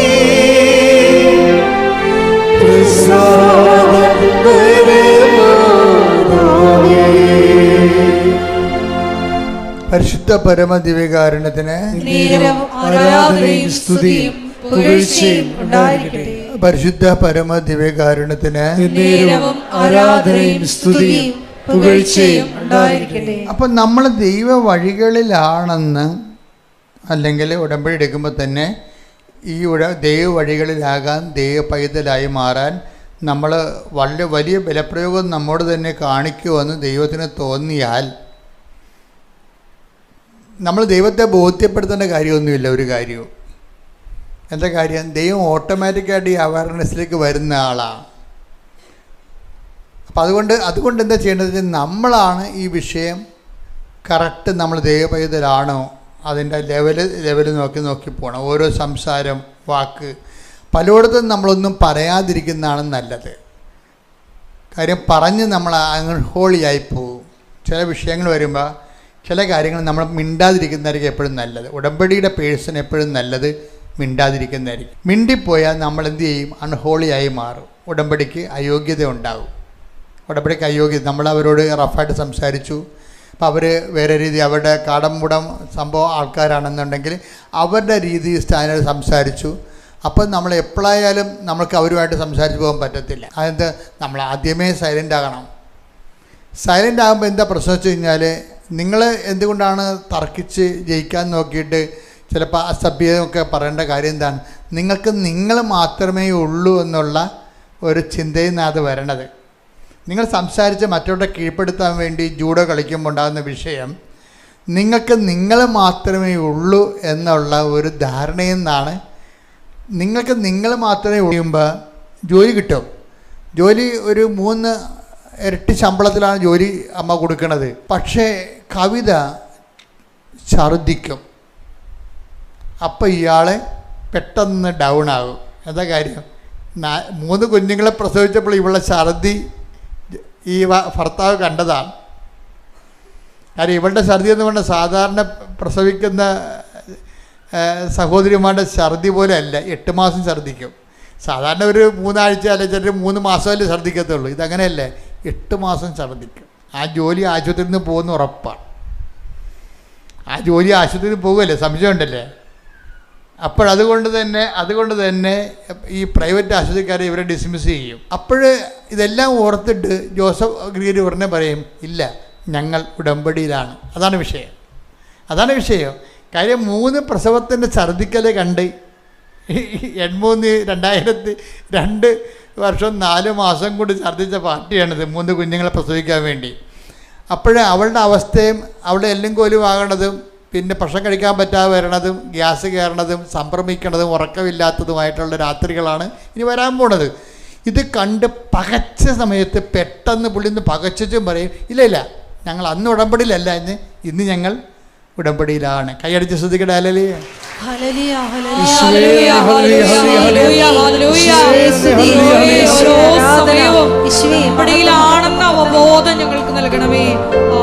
ഇതാണ് ഒരു ബോധം എന്ന് പറയണത്. അപ്പോൾ എന്താ പ്രശ്നം എന്ന് വെച്ചാൽ, ഈ ജോസഫ് ഗിർഗരിക്ക് ഉള്ള ഏറ്റവും മെച്ചം അയാൾ ഉടമ്പടിയിലാണെന്നുള്ളതിനെക്കുറിച്ചും വൈഫ് ഉടമ്പടിയിലാണെന്നതിനെക്കുറിച്ചും അവർക്ക് നല്ല ബോധ്യമുണ്ട്. നിങ്ങൾക്കൊരു 80% പേർക്കുള്ള കുഴപ്പം അതാണ്. നിങ്ങൾ ഉടമ്പടിയിലാണോ എന്നുള്ളത് നിങ്ങൾക്ക് ബോധ്യമില്ല. അതാണ് ഏറ്റവും വലിയ കുഴപ്പമില്ലത്. അപകടം എന്ന് പറയണത് നിങ്ങൾ ഉടമ്പടിയിലാണോ എന്നതിനെക്കുറിച്ച് നമുക്കൊരു കോൺഫിഡൻസ് ഇല്ല. ഇന്നലെ ഒരു പെങ്കൊച്ചിയോട് വന്നിച്ച് എന്നോട് നിലവിളിച്ച് പറഞ്ഞു, അച്ഛാ എനിക്ക് നേഴ്സിംഗ് വേണോ അതോ വേറെ ഒരു പ്രൊഫഷൻ പറഞ്ഞു. നേഴ്സിംഗ് അല്ലാതെ വേറെ എന്തോ ഒരു പ്രൊഫഷൻ, സി എ വേണോ നേഴ്സിംഗ് വേണോ, ഇനിയിപ്പോൾ സമയമില്ല, അച്ഛൻ പെട്ടെന്ന് മെസ്സേജ് എടുത്ത് തരുമോ എന്ന് ചോദിച്ചു. ഇപ്പോൾ ഇവിടെ കരച്ചിലും കാര്യങ്ങളൊക്കെ കണ്ടിട്ട് ഞാൻ മാതാവിൻ്റെ അടുത്ത് വന്നിട്ട് ചാർട്ടിങ് രൂപത്തിൽ മെസ്സേജ് എടുത്തിട്ട് അവൾ പറഞ്ഞ് ആദ്യമേ ഇവൾ അറിയാതെ തന്നെ ഇവക്ക് നമ്മൾ കൊടുക്കുന്ന കോഡുകൾ ഇവക്കറിയത്തില്ലേ, എന്തിൻ്റെ ഡിനോമിനേറ്റ് ചെയ്യണമെന്ന് അറിയത്തില്ല. അപ്പോൾ ഞാൻ പറഞ്ഞു, നീ ഇതിൽ ഏതെങ്കിലും അക്ഷരം മാർക്ക് ചെയ്യാൻ പറഞ്ഞു. അപ്പോൾ നല്ലവണ്ണം വിശ്വാസപ്രമാണമൊക്കെ ചൊല്ലി പ്രാർത്ഥിച്ച് മാതാവിനോട് പറഞ്ഞു, ഈ മാതാവിൻ്റെ ശിശുവോട് പറഞ്ഞിട്ടാണ് ഈ ചാർട്ട് കൊടുക്കണേ ഇവക്ക്. അത് കൊടുത്തു കഴിയുമ്പോൾ അവൾ രണ്ട് അക്ഷരം മാർക്ക് ചെയ്യും. 2 അക്ഷരം മാർക്ക് ചെയ്ത് ഞാൻ റിസൾട്ട് നോക്കുമ്പോൾ ഇവൾ CA വെട്ടിയിട്ടുണ്ട്. അവൾ അറിയാതെ വെട്ടിയിരിക്കണതാണ്. പിന്നെന്താ വെട്ടിയിരിക്കണത്? നേഴ്സിംഗ് വെട്ടിയിട്ടുണ്ട്. അപ്പോഴേ എനിക്ക് ഒരു ഡൗട്ട്, കാര്യം ഒക്കെ ഒരു മെസ്സേജ് കൊടുക്കണ്ടേ, നിറച്ച ആൾക്കാർ നിൽക്കുന്ന സമയവും ഇല്ല. ഞാൻ പിന്നെ കുഞ്ഞിൻ്റെ കരുതൽ കണ്ടിട്ട് വീണ്ടും ഒരു പ്രാവശ്യം കൂടി ട്രൈ ചെയ്ത് ഒരു മെസ്സേജ് കൂടി എടുത്ത് ഇതൊരു വേറെ ഡിനോട്ടിങ് നമ്പർ കൊടുത്ത് കൺഫ്യൂസ്ഡ് ആക്കിയിട്ട് വീണ്ടും ഇവൾക്ക് ലെറ്റേഴ്സ് കൊടുക്കും. ലെറ്റേഴ്സ് കൊടുക്കുമ്പോൾ ഇവളത് മാർക്ക് ചെയ്യും. ഞാൻ റിസൾട്ട് നോക്കുമ്പോൾ വീണ്ടും ഇവൾ വെട്ടിയിരിക്കുകയാണ്, നഴ്സിങ്ങും അതുപോലെ തന്നെ CAയും. അപ്പോഴേ ഞാൻ ചോദിച്ചു, നീ ഉടമ്പടിയിലല്ലേ? അവന് ഉടമ്പടി തെറ്റിപ്പോയിച്ചാന്ന്. അതാണ് വിഷയം. നിങ്ങൾ ഉടമ്പടിയിലല്ല. ഞാനെങ്ങനെ അത് മനസ്സിലാക്കി? 2 പ്രാവശ്യവും ഇവൾ അറിയാതെ തന്നെ ഇവളുടെ profession God is not interested. അത് നമ്മൾ വളരെ ശ്രദ്ധിക്കും. ഇതിപ്പോൾ നമ്മൾ മെസ്സേജ് എടുക്കുമ്പോഴാണ് നിങ്ങളുടെയൊക്കെ അവസ്ഥ അറിയാൻ പോണത്. ദൈവം ഇൻട്രസ്റ്റഡ് അല്ല, മെസ്സേജ് കൺഫ്യൂസ്ഡ് ആണ്. നിങ്ങളുടെ ഇത് നമുക്ക് വൈറ്റ് ആൻഡ് ബ്ലാക്ക് ആയിട്ട് കിട്ടുന്ന റിസൾട്ടാണ്. അപ്പം നിങ്ങളുടെ ഒരു അവസ്ഥ ഒന്ന് നിങ്ങൾ ചിന്തിക്കണം. നിങ്ങളുടെ പല കാര്യം മൂവ്മെൻ്റ് ഇല്ലാത്തതിൻ്റെ കാരണം God is not interested in your covenant. അതിൻ്റെ കാര്യം എന്താണ്? You are not interested. നിങ്ങൾക്ക് അതിൻ്റെ അകത്ത് താല്പര്യമില്ല. നിങ്ങൾ ഉടമ്പടിയല്ല ജീവിക്കണത്. നിങ്ങളിവിടെ കൊണ്ടുവന്ന് ഏതൊക്കെ ഇട്ടെന്ന് പറഞ്ഞ സത്യമാണ്. ഓരോ തിരി കത്തിച്ച് പ്രാർത്ഥിക്കുന്നുണ്ട്. പക്ഷേ you are not in covenant. നിങ്ങൾ ഉടമ്പടിയിലല്ല. ഇത് ഒരു 50% ആൾക്കാർക്കും പറ്റുന്ന അബദ്ധമാണ്. കാര്യം എന്താണ്? ഇത് നമ്മൾ ദൈവത്തോടെ ഉടമ്പടി ചെയ്യണത്, പക്ഷെ ദൈവം ഈ ഉടമ്പടി അക്സെപ്റ്റ് ചെയ്തിട്ടില്ല. നമ്മൾ അക്സെപ്റ്റ് ചെയ്യണമെന്നുണ്ടെങ്കിൽ എന്താ ചെയ്യണം? അതുകൊണ്ടാണ് ജോസഫ് ഗിർഗരി പറയണത്. എന്താ, കവിത ശ്രദ്ധിച്ചപ്പോൾ എനിക്കൊന്നും തോന്നിയില്ല. എന്താ കാര്യം? അന്ന് അവൾ 2 കൊല്ലം 3 കുഞ്ഞുങ്ങളെ പ്രസവിക്കാൻ 2 കൊല്ലം ഛർദ്ദിച്ച ആളാണ്. 8 മാസം വെച്ച് അവൾ വശകേടായിപ്പോയി. പക്ഷേ അന്ന് ഞങ്ങൾ ഉടമ്പടിയിലല്ലായിരുന്നു. ഇന്ന് ഞങ്ങൾ ഉടമ്പടിയിലാണ്. എൻ്റെ മക്കളെ പിന്നെ കവിത ഛർദ്ദിച്ചിട്ടില്ല. ആ കുഞ്ഞിനെ പ്രസവിക്കണ വരെ ആ 9 മാസവും കവിത ഛർദ്ദിച്ചിട്ടില്ല. എന്താ കാര്യം? ജോസഫ് ഗിർഗരി കർത്താവിൻ്റെ തിരുസന്നിധിയിൽ കട്ടായം നിൽക്കുകയാണ്. എന്താണ്? We are in covenant. ഞങ്ങൾ ഉടമ്പടിയിലാണ്. ശ്രുതികട ഹല്ലേലൂയ.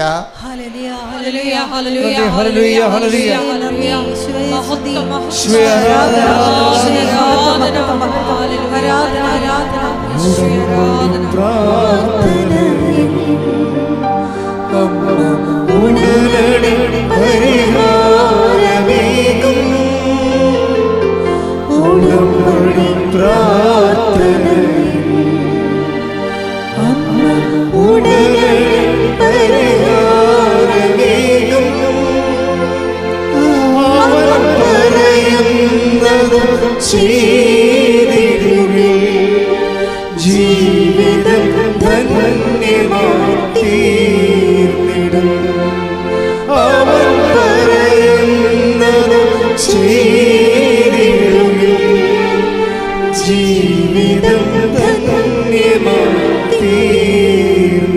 പരിശുദ്ധ പരമദിവ്യകാരുണ്യത്തിന് എന്നേരവും ആരാധനയും സ്തുതിയും പുകഴ്ചയും ഉണ്ടായിരിക്കട്ടെ. പരിശുദ്ധ പരമദിവ്യകാരുണ്യത്തിന് എന്നേരവും ആരാധനയും സ്തുതിയും പുകഴ്ചയും ഉണ്ടായിരിക്കട്ടെ. പരിശുദ്ധ പരമദിവ്യകാരുണ്യത്തിന് എന്നേരവും ആരാധനയും സ്തുതിയും പുകഴ്ചയും ഉണ്ടായിരിക്കട്ടെ. ഒന്നാമത്തെ എനിക്ക് തോന്നുന്നത് എൻ്റെ സഹോദരങ്ങൾക്ക് വരുന്നൊരു ബുദ്ധിമുട്ടെന്ന് നിങ്ങൾ ഈ പല കൺവെൻഷനുകളിലും കൂടി കേട്ട് കുറേ പാട്ടും പാടി കൈയും അടിച്ച് പിരിഞ്ഞു പോയ ആൾക്കാരാണ്. അപ്പോൾ ദൈവാനുഭവം എന്ന് പറയുന്നത് ഇതുപോലെ സംഭവങ്ങൾ കേൾക്കുക, പാടുക, പ്രാർത്ഥിക്കുക, വിശ്വാസത്തിൽ വളരുക. വിശ്വാസത്തിൽ വളരാൻ പറ്റില്ലെന്നല്ല, വിശ്വാസത്തിൽ വളർന്നിട്ടാണല്ലോ കേരള സഭ വരെ എത്തിയത്. പക്ഷെ അതല്ല, ഉടമ്പടി എന്ന് പറയുമ്പോൾ ഈ ഫോർമാറ്റ് ഉപയോഗിക്കാൻ പറ്റത്തില്ല. ഉടമ്പടി എന്ന് പറയണത് കേൾക്കുകയല്ല, അവൻ പറയണ പോലെ കേൾക്കുകയല്ല, അവൻ പറയണ പോലെ പ്രാർത്ഥിക്കുകയുമല്ല, അവൻ പറയണ പോലെ ചെയ്യുകയാണ്. അതാണ് പ്രശ്നം. ചെയ്യുമ്പോൾ സൂക്ഷിക്കേണ്ട കാര്യം എന്താണ്? ചെയ്യണത് നമുക്ക് എപ്പോഴും പറഞ്ഞാൽ യാന്ത്രികമായിട്ട് നമുക്ക് ചെയ്യാം, എന്തെല്ലാം കാര്യങ്ങൾ ആൾക്കാർ ചെയ്യുമ്പോൾ സാമൂഹ്യമാണോ കൃപാവരമാണോ എന്ന് എൻ്റെ മക്കൾ നോക്കണം. നമ്മുടെ പ്രവർത്തികൾക്ക് രണ്ട് തരം കളറുണ്ട്. ഒന്ന് അതിൻ്റെ ഒരു സാമൂഹ്യ മാനമുണ്ട്. ഇപ്പോൾ വെള്ളപ്പൊക്കത്തിന് നമ്മൾ എന്തുമാത്രം ആൾക്കാർ അങ്ങോട്ടും ഇങ്ങോട്ടും സഹായിച്ചില്ലേ? അതെന്താ? നമ്മൾ സാമൂഹ്യ ജീവികൾ എന്ന രീതിയിലാണ് ചില ആൾക്കാർ സഹായിച്ചിരിക്കുന്നത്. പക്ഷേ ഒരു ഉടമ്പടിയിലുള്ള ആളാണ് അവിടെ വെള്ളപ്പൊക്കം സഹായിക്കണമെന്നുണ്ടെങ്കിൽ എന്ത് ചെയ്യും? അവരെ കൃപാവര ഫോർമാറ്റ് ഉപയോഗിക്കത്തുള്ളൂ. എന്താ കാര്യം? ക്രിസ്തുനാമത്തിൻ്റെ മഹത്വത്തിനായി, എൻ്റെ ക്രിസ്തു സാക്ഷ്യത്തിൻ്റെ വകയായി. അതാണ് വിഷയം. ക്രിസ്തുനാമത്തിൻ്റെ മഹത്വത്തിനായും എൻ്റെ ക്രിസ്തു സാക്ഷ്യത്തിൻ്റെ വകയായി. കാര്യം ഞാൻ എന്താണ്? ക്രിസ്തു എന്നോട് പറഞ്ഞിട്ടുണ്ട്, ഞാൻ രോഗിയായിരുന്നു, നിങ്ങൾ എന്നെ സന്ദർശിച്ചു. അപ്പം ക്രിസ്തു, അതാണ് വിഷയം. അപ്പം അത് സാമൂഹ്യമല്ല, അത് കൃപാവരമാണ്. ക്രിസ്തുവിൻ്റെ നാമത്തിൽ ചെയ്യുന്നതാണ് എല്ലാം കൃപാവരം എന്ന് പറയുന്നത്. മനുഷ്യൻ്റെ നാമത്തിൽ ചെയ്യുന്നതാണ് സാമൂഹ്യ പ്രവർത്തനം. ഉടമ്പടിയിൽ എന്താ വിഷയം? ഉടമ്പടിയിൽ നമ്മൾ ചെയ്യണത് ഓരോ പ്രവർത്തനങ്ങളും അവൻ പറയണത് പോലെയാണ് നമ്മൾ ചെയ്യണത്. അതാണ് അവൻ പറയണ പോലെ ചെയ്യുന്ന പ്രവർത്തനം സാമൂഹ്യ പ്രവർത്തനം അല്ല. അത് ഇതൊക്കെ ഞങ്ങളും ചെയ്യണം, അതിൻ്റെ ഇരട്ടി ഞങ്ങൾ ചെയ്യണമെന്ന് പറയും. നിങ്ങൾ ഇപ്പോൾ രോഗികളെ സന്ദർശിക്കാൻ പോകുമ്പോൾ ഞങ്ങൾ ഒന്നും രണ്ടും രോഗികളെ സന്ദർശിക്കണം, ഞങ്ങളൊരു ആശുപത്രിയിലുള്ള മൊത്തം ആൾക്കാർക്കാണ് ഞങ്ങൾ കണ്ണട വാങ്ങിച്ചു കൊടുത്തിരിക്കണമെന്ന് ചിലപ്പോൾ റോട്ടറി ക്ലബ്ബുകാർ പറയും. Okay, this good. പക്ഷേ അതെന്താണ്? സാമൂഹ്യ പ്രവർത്തനമാണ്. നിങ്ങൾ ചിലപ്പോൾ ഒരാൾക്കെ ചിലപ്പോൾ ഈ കഷ്ടപ്പെട്ട് വീട്ടിൽ നിന്ന് കയറിപ്പോയി ഒരാളെ മാത്രമേ കാണത്തുള്ളൂ. അയാളെ കാണാൻ വേണ്ടിയാണ് നിങ്ങൾ വീട്ടിൽ നിന്ന് ഇറങ്ങിയിരിക്കണതും 4ാം നിലയിൽ പോയി കാണുന്നത്. ആശുപത്രി പോയാൽ നമുക്കറിയാം, ലിഫ്റ്റ് നമുക്ക് യാത്രക്കാർക്ക് സന്ദർശകർക്ക് ലിഫ്റ്റില്ലല്ലോ, ലിഫ്റ്റാർക്കാണ് ഉള്ളത്? രോഗികൾക്കേ ലിഫ്റ്റുള്ളൂ, അത്യാവശ്യമുള്ള രോഗികൾക്ക്. അപ്പം നമ്മളെന്ത് ചെയ്യണം? നമ്മൾ ആ 4ാം നിലയിൽ നമ്മുടെ ഈ അസ്ഥി ഒടിഞ്ഞ് കിടക്കുന്ന രോഗിയെ കാണാൻ വേണ്ടി ചെല്ലുമ്പോൾ ആ വീട്ടിൽ നിന്ന് ഇറങ്ങേണ്ടത് ഉൾപ്പെടെ ഈ സ്റ്റെപ്പുകൾ കയറുന്നതെല്ലാം കൃപാവര പ്രവൃത്തിയാണ്. ഈ സ്റ്റെപ്പുകൾ രോഗിയെ കാണാൻ ചെല്ലുമ്പോൾ സ്റ്റെപ്പ് കയറുമ്പോൾ നിങ്ങൾ എന്ത് ചെയ്യണം? ജവമാരം നിങ്ങളുടെ കയ്യിലുണ്ടാകണം. അണച്ചണച്ചായിരിക്കും. കാര്യം വെച്ചാൽ നമ്മൾ കസേര ഇരുന്ന് AC ഇരുന്നുണ്ട്, പായൻ്റെ താഴെ ഇരുന്നുണ്ട് ഒരു സ്വർഗ്ഗസ്ഥനായ പിതാവ് ചെല്ലണതിന് അതൊരു പിച്ചളയാണെന്നുണ്ടെങ്കിൽ ഈ അണച്ചണച്ച് സ്റ്റെപ്പ് കയറി നമ്മൾ ഒരു സ്വർഗ്ഗസ്ഥനായ പിതാവ് ചെല്ലുമ്പോൾ അത് ഗോൾഡായിട്ട് കൺവേർട്ട് ചെയ്യും. അതാണ് എൻ്റെ വിഷയം. അത് മനസ്സിലാക്കണം. നിങ്ങൾ ആശുപത്രി പോകുമ്പോൾ നിങ്ങൾ ക്രിസ്തുവിൻ്റെ നാമത്തിലാണ് പോണത്. അത് കൃപാവര പ്രവൃത്തിയാണ്, സാമൂഹ്യ പ്രവർത്തനമല്ല. പ്രാർത്ഥിക്കുക, കർത്താവായ ദൈവമേ, ഉടമ്പടി മക്കളായ ഞങ്ങൾ ചെയ്യുന്ന എല്ലാ പ്രവൃത്തികളും കൃപാവര പ്രവർത്തനങ്ങളായി മാറാൻ ക്രിസ്തുവിന്റെ നാമത്തിന് മഹത്വത്തിനായി പരസ്നേഹത്തോടെ ജീവിക്കാൻ പ്രവർത്തിക്കുവാൻ ഞങ്ങളെ സുവിശേഷത്തിന്റെ ഉപകരണമാക്കണമേ.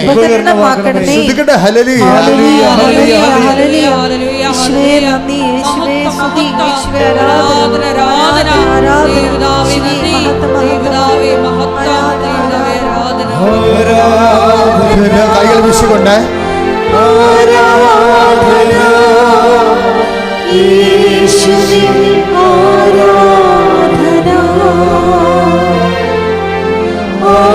ആരാധന,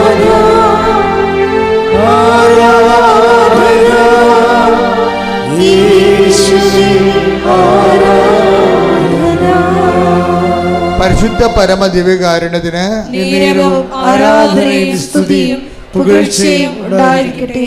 അപ്പോഴേ നമ്മളുടെ നിലപാടും പ്രവർത്തനങ്ങളും കാരണം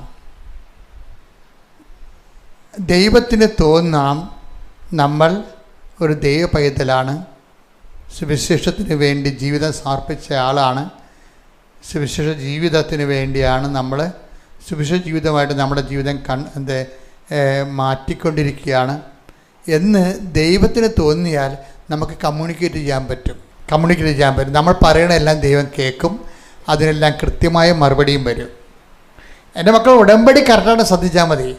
എന്നിട്ട് നിങ്ങൾ ദൈവത്തോട് പറയണമേ, ദൈവമേ ഞാൻ ഇതൊരു 3 ആഴ്ചയ്ക്ക് വേണ്ടി 3 മാസത്തിന് വേണ്ടിയല്ല, എൻ്റെ ജീവിതകാലം മുഴുവൻ ഇങ്ങനെ ജീവിക്കാൻ നിനക്ക് വേണ്ടിയും നിൻ്റെ സ്നേഹത്തിൻ്റെ സാക്ഷിയായിട്ട് ജീവിക്കാൻ എന്നെ സഹായിക്കണേ. കൈ നെഞ്ചത്ത് വെച്ചേ, കർത്താവായ ദൈവമേ എൻ്റെ ജീവിതകാലം മുഴുവൻ നിന്റെ സ്നേഹത്തിൽ ജീവിക്കുവാൻ, സ്നേഹത്തിന്റെ സാക്ഷിയായി ജീവിക്കുവാൻ എന്നെ സഹായിക്കണമേ. അപ്പം അങ്ങനെ നമ്മൾ നമ്മളിവിടെ സീരിയസ് ആണെന്ന് തോന്നിയാൽ ദൈവം നമ്മളെ കേൾക്കാൻ തുടങ്ങും, നമുക്കിങ്ങനെ സംസാരിക്കാൻ ദൈവത്തോട്. അപ്പം ഈ ജോസഫ് ഗ്രേരിയുടെ ഒരു വിഷയത്തിലെ ജോസഫ് ഗ്രേരിയുടെ ഒരു മകൻ ഹൈപ്പർ ആക്ടിവിറ്റിയാണ്. എടുത്തുപിടി ഇങ്ങനെ ഈ ജനലിലൊക്കെ കയറുകയും കൈവിട്ട് കളയുകയും താഴെ വീഴുകയും ഡെസ്ക് മറിച്ചിടുകയും മേശ ഉന്തുകയും അങ്ങനെ എന്തെല്ലാം ചെയ്യണം. നമുക്ക് സഹിക്കാൻ, ഒരു ഹൈപ്പർ ആക്ടിവിറ്റി ഉണ്ടെങ്കിൽ നമുക്ക് സഹിക്കാൻ പറ്റത്തില്ല. 3 കുഞ്ഞുങ്ങൾ നല്ലതായാലും അതിൻ്റെ ഒരു ഹൈപ്പർ ആക്ടിവിറ്റി ഉണ്ടെന്നുണ്ടെങ്കിൽ ഈ 3 കുഞ്ഞുങ്ങളുടെ സന്തോഷം പോലും നമുക്ക് കിട്ടത്തില്ല, നമ്മുടെ കാര്യം പോക്കാണ്. അപ്പോൾ ഇതെന്താ പറ്റുന്നത്? ഇതിനെ അതിജീവിക്കാൻ എന്താ പറ്റുന്നത്? ഇവർ ഉടമ്പടി ടൈറ്റ് ചെയ്ത് രണ്ടുപേരും അതിനകത്ത് ഒരു ഭാഗ്യം വന്നത് ഭാര്യയും ഭർത്താവും അങ്ങനെ വന്നതാണ്. എൻ്റെ മക്കളെ എപ്പോഴും ചോദിക്കേണ്ടത്, ഈ കൂദാശകളിൽ ദൈവം ഇടപെടുത്തിയിരിക്കുന്നത് ഭർത്താവിനല്ലേ? അപ്പോൾ ഭർത്താവ് ഇപ്പോൾ ചിലപ്പോൾ ദൈവത്തിൻ്റെ വഴികളിലല്ല എന്നുണ്ടെങ്കിലും വൈഫ് ഒന്ന് ഉപവസിക്കുകയാണ്, കർത്താവ് എൻ്റെ ജീവിത പങ്കാളിയെ കൂടി ഉടമ്പടി പങ്കാളിയാക്കി തരണമെന്ന് പറഞ്ഞാൽ ദൈവം തരും. കാര്യം എന്താണ്? നിൻ്റെ കൂദാശകളിലൂടെ ദൈവമായിട്ട് അയാൾ ദൈവപരമായിട്ട് ഐക്യപ്പെട്ട ആളായിരുന്നു. ഇപ്പോഴാണ് അയാൾക്ക് കുറച്ച് പ്രശ്നങ്ങളൊക്കെ ഉണ്ടായിട്ട് അയാൾ ദൈവത്തിൽ നിന്ന് അകന്നു പോയിരിക്കുന്നത്. പക്ഷെ നീ ഒരു വ്യക്തിയാണ് ഇതിൻ്റെ ആള്. അയാൾ ശാന്തതയോടെ, ഇപ്പോൾ അയാളെ മൊബൈലിൽ വേറെ പെണ്ണുങ്ങൾ അയാളെ വിളിച്ചെന്നൊക്കെ പറഞ്ഞ് എൻ്റെ അടുത്ത് വരുവേ, അതല്ല സംഭവം. അയാൾ എൻ്റെ ജീവിത പങ്കാളിയായിട്ട് ഞാൻ കൈപിടിച്ച ഒരാളാണ്. അയാൾ എന്നിൽ നിന്ന് പിരിഞ്ഞു പോയാൽ, മാനസികമായിട്ടെങ്കിലും പിരിഞ്ഞു പോയാൽ അതിൻ്റെ അർത്ഥം കർത്താവ് ആണ് അയാളെ ഐക്യപ്പെടുത്തി തരാൻ. കർത്താവാണ് ആദ്യത്തെ ആൾ. അയാൾക്ക് വേണ്ടി വാദിക്കുകയും പ്രാർത്ഥിക്കുകയും ചെയ്യേണ്ട ആൾ ഭാര്യ എന്ന രീതി ഞാനാണ്. അപ്പോഴങ്ങനെ രീതിയിൽ ദൈവ പൈതൽ അങ്ങനെ ചിന്തിക്കേണ്ടത്. ദൈവത്തെ അറിയാൻ പാടില്ലാത്ത കുറേ പന്നി ജീവിതം ജീവിക്കുന്ന ആൾക്കാരില്ലേ, അവരെന്താ പറയണത്? താൻ വേറെ പെണ്ണുങ്ങടുത്ത് പോയാൽ ഞാൻ വേറെ ആണുങ്ങടുത്ത് പോകും, അങ്ങനെയല്ലേ പറയണത്? അതാണ് സംഭവം. അത് ദൈവത്തെ അറിയത്തില്ല അവർക്ക് ഈ വിഷയത്തെ എങ്ങനെ കൈകാര്യം ചെയ്യേണ്ടെന്ന് അറിയത്തില്ല. അവർ ഇരുട്ട് കൊണ്ട് ഊട്ടടക്കാൻ പോവുകയാണ്. അപ്പം അതല്ല ദൈവ പൈതൽ അങ്ങനെയല്ല ചെയ്യേണ്ടത്. ദൈവ പൈതൽ ചെയ്യേണ്ടതെന്ന് വെച്ച് കഴിഞ്ഞാൽ, കർത്താവേ എൻ്റെ ജീവിത പങ്കാളിയെ എനിക്ക് തിരിച്ചു തരേണ്ടത് നിൻ്റെ കൂടെ ചുമതലയാണ്. ഞാനതിനെന്ത് ചെയ്യും? ഞാൻ ഉടമ്പടിയിൽ നിന്നോട് ജീവിക്കും, അയാൾക്ക് വേണ്ടി പ്രാർത്ഥിക്കും. ഒരക്ഷരം എതിര് പറയരുതെന്ന് ഞാൻ പറയത്തുള്ളൂ. ഒരക്ഷരം എതിര് പറയരുത്. ചാടിപ്പോയി വീട്ടിൽ നിന്നിട്ട് കാര്യമില്ല മക്കളെ. ചാടിപ്പോയി വീട്ടിൽ നിൽക്കുന്നത് കൊണ്ടൊന്നും അല്ല. അപ്പോഴെന്താ പറ്റണത്? അയാൾ പണ്ട് മൊബൈലിൽ വിളിച്ച പെണ്ണിനെ നീ ചാടിപ്പോയി നിൽക്കുമ്പോൾ അയാളെ വീട്ടിൽ നിൻ്റെ അസാന്നിധ്യത്തെ വിളിച്ച് വിളിച്ചു വരും. അത്രേ ഉള്ള സംഭവം. പെണ്ണുങ്ങളെ 10 പൊട്ടികളാണെന്ന കാര്യത്തിൽ ഒരു സംശയമില്ല. കാര്യം നിങ്ങളെല്ലാം കൂടി ഒന്നിനെ കൈകാര്യം ചെയ്യരുത്, ഞാനുള്ള കാര്യം പറയണതാണ്. എന്താ പ്രശ്നം വെച്ച് കഴിഞ്ഞാൽ, ഇതുപോലെ ആരംഭശൂരത്വം കാണിക്കും. ആരംഭശൂരത്വം കാണിച്ചു കഴിയുമ്പോൾ കുറച്ച് കഴിയുമ്പോൾ നിങ്ങൾക്ക് തന്നെ മനസ്സിലാകും എന്താ കാര്യം. നിങ്ങൾക്ക് വന്ന് മോങ്ങി അമ്മയോട് പറയാം, ആര്യയോട് പറയാം, അല്ല ഭർത്താവിനോട് പറയാമെന്നൊക്കെ അല്ലേ ഉള്ളൂ. അത്രയല്ലേ ഉള്ളൂ. ഭർത്താവിനോടല്ലേ, ആങ്ങളോട് പറയാം. എൻ്റെ മക്കളെ ഇതിന് നിങ്ങളൊക്കെ ആയിരിക്കണം അവർ. അങ്ങനെയാണ് മകളെ, ഇങ്ങനെയാണ് മകളെ, അവരിക്കട്ടെ വരട്ടെ. ആര് വരാം? അവനൊന്നും ഇങ്ങനെ വരാൻ പോണില്ല. അമ്മ ഇരുന്നിട്ട് പറയുകയാണേ, അമ്മ ഉള്ളി അറിയണ സമയത്ത് അവരിക്കട്ടെ വരട്ടെ. അവരങ്ങനെയാണ് പറഞ്ഞത്. കാണിച്ചു കൊടുക്കാതെ ആര് കാണിക്കുക? ഈ അമ്മയെ മകൾ കൊണ്ട് ഇവിടെ ഇരിക്കുകയുള്ളൂ. അവൻ വരത്തൊന്നുമില്ല. അങ്ങനെയല്ല വിഷയം കൈകാര്യം ചെയ്യേണ്ടത്. നിങ്ങൾക്ക് കുറച്ച് കഴിയുമ്പോൾ നിങ്ങൾക്ക് തന്നെ തോന്നും നിങ്ങൾക്ക് ഉദ്യോഗസ്ഥരാണെന്നുള്ളതിൻ്റെ കൊമ്പിൽ പോകുന്നതായിരിക്കും ചിലപ്പോൾ. ഉദ്യോഗസ്ഥൻ എന്ന് പറഞ്ഞാൽ ആഫ്റ്റർ ഓൾ എന്താണ്? പണമല്ലേ. ഉദ്യോഗസ്ഥനാണെന്നുള്ള കൊമ്പിലല്ല നിങ്ങൾ പോന്നിരിക്കണേ. ഇപ്പോൾ അവനെ ഇട്ടച്ചും പോന്നിരിക്കണത്, കുടുംബത്തിൽ നിന്ന് ഇറങ്ങി പോകുന്നത്. ഉദ്യോഗസ്ഥൻ എന്ന് പറഞ്ഞാൽ എന്താ നിങ്ങൾക്ക് കിട്ടാൻ പോണത്? പണം. ഇപ്പം എന്ത് പറ്റി? ഇപ്പോൾ തൊഴിലുറപ്പുകാർ ഉദ്യോഗസ്ഥരായില്ലേ? പല തൊഴിലുറപ്പുകാരും ഈ കിട്ടിയിരിക്കണ 350 രൂപയിൽ വാശി പിടിച്ചിട്ട് വീട്ടിൽ നിന്ന് ഇറങ്ങിയപ്പോൾ എനിക്ക് കാശുണ്ടല്ലോ എന്നും പറഞ്ഞ്. ഇതാണ് നിങ്ങൾ. ഈ ആൾക്കാരാണ് ഉടമ്പടി എടുക്കാൻ പോണത്. ഇതൊന്നുമല്ല, ഇതിനെല്ലാത്തിനേക്കാൾ വലുതാ ദൈവം. അപ്പോൾ എന്താ, നമ്മൾ ഈ വിഷയം ഒരു വിഷയം ഉണ്ടാകുമ്പോൾ ദൈവം എന്ത് സ്റ്റാൻഡ് എടുത്തിരിക്കണം നോക്കണം. എന്നിട്ട് കർത്താവ് എന്ന് തീരുമാനം എടുക്കുന്നു അന്ന് വരെ ദൈവം എന്നെ ഏൽപ്പിച്ച ആളിൻ്റെ കൂടെ തന്നെ ഞാൻ പൊറുക്കും. ഒറ്റ പ്രശ്നം ഇതിൻ്റെ അകത്ത് വരുന്നുള്ളൂ. അതായത് ഈ മനുഷ്യന് വല്ല എയ്ഡ്സോ വല്ല ആണെന്നുണ്ടെങ്കിൽ അതിന് മാത്രമേ പ്രോബ്ലം ഉള്ളൂ. ഇതിൻ്റെ അകത്ത് വേറെ ഒരു പ്രശ്നവും ഇല്ലത്തില്ല. എന്ന് വെച്ച് കഴിഞ്ഞാൽ എന്താ പ്രശ്നം ഇല്ലെന്ന് ജോസഫച്ചൻ പറഞ്ഞ കാര്യം വെച്ച് കഴിഞ്ഞാൽ, അപ്പം ജോസഫച്ചൻ പറയണത് ഇതുപോലുള്ള വ്യഭിചാരികളെ, വ്യഭിചാരിയാണെന്ന് നമ്മൾ കണ്ടില്ലല്ലോ. ഞാനെപ്പോഴേ സ്ത്രീയോട് ചോദിക്കും, നിങ്ങൾ കണ്ടോ? ഇല്ല, പറഞ്ഞു കേട്ടു, മൊബൈലിൽ പടം കണ്ടു. അതെല്ലാം മോനെ, അത് പ്രാർത്ഥിച്ചാൽ മതിയല്ലോ. അത് പ്രാർത്ഥിച്ചാൽ പോരെ? അത് നീ ഉടമ്പടി എടുത്ത് പ്രാർത്ഥിക്കുക. അതിനല്ല നീ ഇവിടെ വന്നിരിക്കണത്.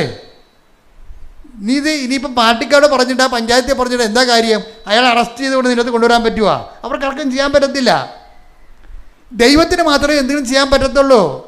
കോടതിയിൽ പോയാൽ പോലെ ഇപ്പോൾ ഒരു 10 കൊല്ലത്തെ 25 കൊല്ലത്തെ കോടതി വിധികളെല്ലാം സ്ത്രീകൾക്ക് അനുകൂലമാണ് എന്നും പറഞ്ഞുകൊണ്ട് അത് മുന്നോട്ട് പോകത്തില്ല. കോടതി ഇപ്പം തിരിയാൻ തുടങ്ങി, സ്ത്രീകൾക്കെതിരെ തിരിയാൻ തുടങ്ങി കോടതി. ഇപ്പം ഇതിന് പോസ്കോടെ പോലും കേസ് എന്താ വന്നിരിക്കണത്? നേരത്തെ ഒന്ന് പറഞ്ഞാൽ മതിയായിരുന്നു, പോസ്കോ ആണെന്ന് പറഞ്ഞാൽ പിടിച്ച് അറസ്റ്റ് ചെയ്യുമായിരുന്നു. ഇപ്പോൾ പറഞ്ഞ് തെളിവ് കൊണ്ടുവരാൻ പെണ്ണുങ്ങളോട് പറഞ്ഞിരിക്കുകയാണ്. ആരാണ് ആർക്കെതിരെ കേസ് കൊടുത്തിരിക്കുന്നത്? നിങ്ങൾ തെളിവ് ഹാജരാക്കാൻ പറഞ്ഞിരിക്കുകയാണ്. കോടതി മറിഞ്ഞു വരികയാണ്, തിരിഞ്ഞു വരികയാണ്. അപ്പം അതുകൊണ്ട് ഈ കോടതിയല്ല പ്രശ്നം, ദൈവത്തിൻ്റെ കോടതിയാണ് പ്രോബ്ലം. ദൈവത്തിൻ്റെ കോടതിയിൽ വരുമ്പോൾ നമ്മളെപ്പോൾ ശ്രദ്ധിക്കേണ്ട കാര്യം, അവിടെ കുറേ മാർഗങ്ങളാണ് വരണത്. എന്താണ്?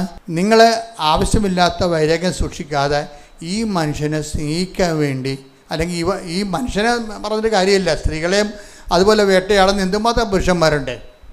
അപ്പോൾ തൻ്റെ ജീവിത പങ്കാളികളെ വിട്ടിട്ട് വേറെ ഒരു ചുറ്റിക്കളി തുടങ്ങിയാലുള്ള കുഴപ്പം എന്താണെന്ന് വെച്ച് കഴിഞ്ഞാൽ, അങ്ങനെയുള്ളവർക്ക് ഉടമ്പടി ചെയ്യാൻ പറ്റത്തില്ല.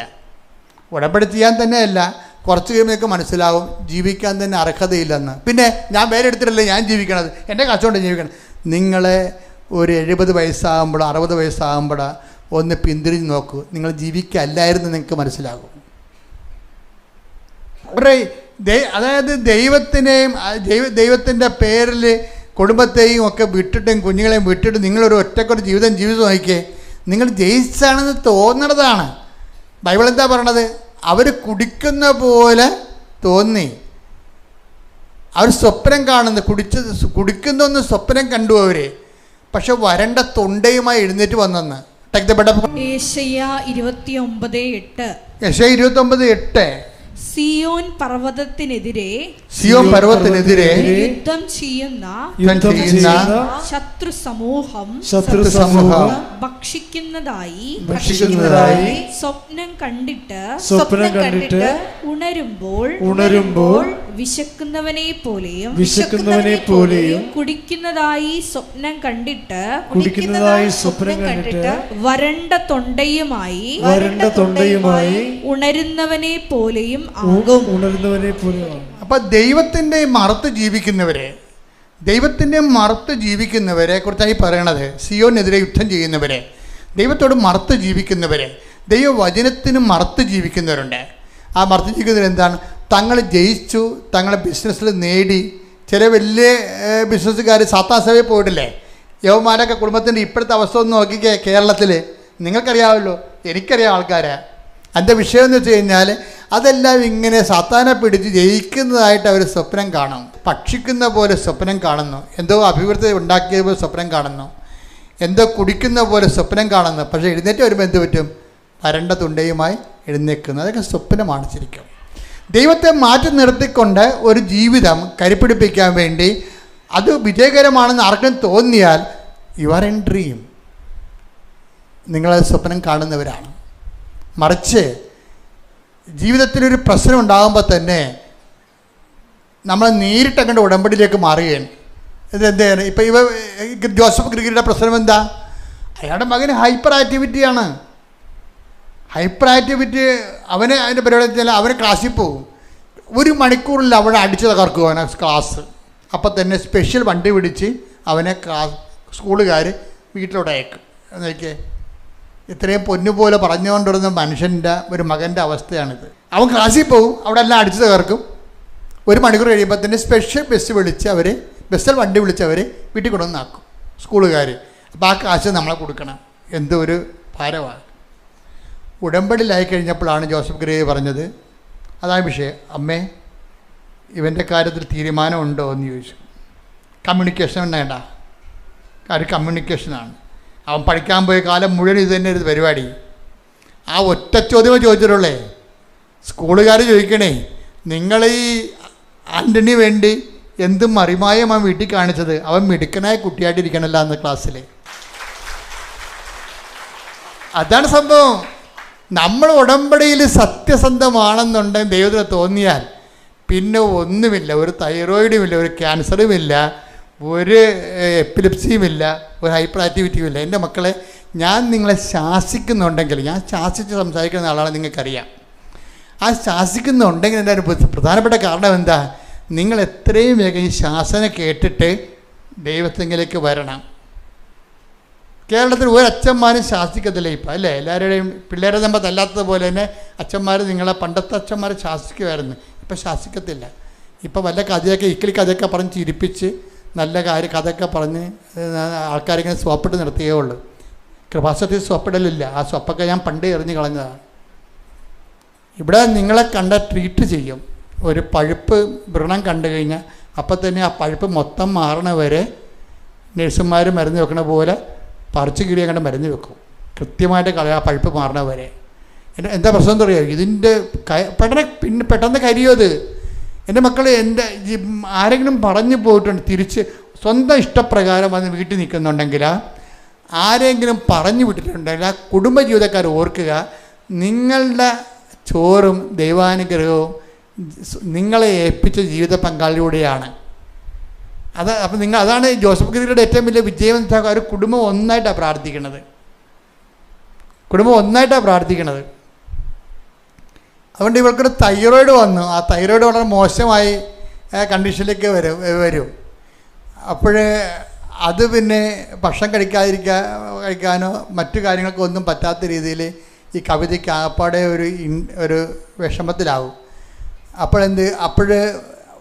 പ്രാർത്ഥന കേൾക്കുന്ന സമയത്ത് ഡെയിലി ബ്രെഡോ അല്ലെങ്കിൽ ഈ ദിവ്യകുർബാനയുടെ ആരാധനയിലേക്കുള്ള പ്രാർത്ഥന കേൾക്കുമ്പോൾ കർത്താവ് എന്നിലൂടെ സംസാരിക്കും. തൈറോയ്ഡ് രോഗികളെ കർത്താവ് സുഖപ്പെടുത്തുമെന്ന് പറയും. ആ സെക്കൻഡിൽ കവിതയുടെ തൈറോയ്ഡ് രോഗം അപ്രത്യക്ഷമാകും. എത്രയോ വർഷമുള്ളത്.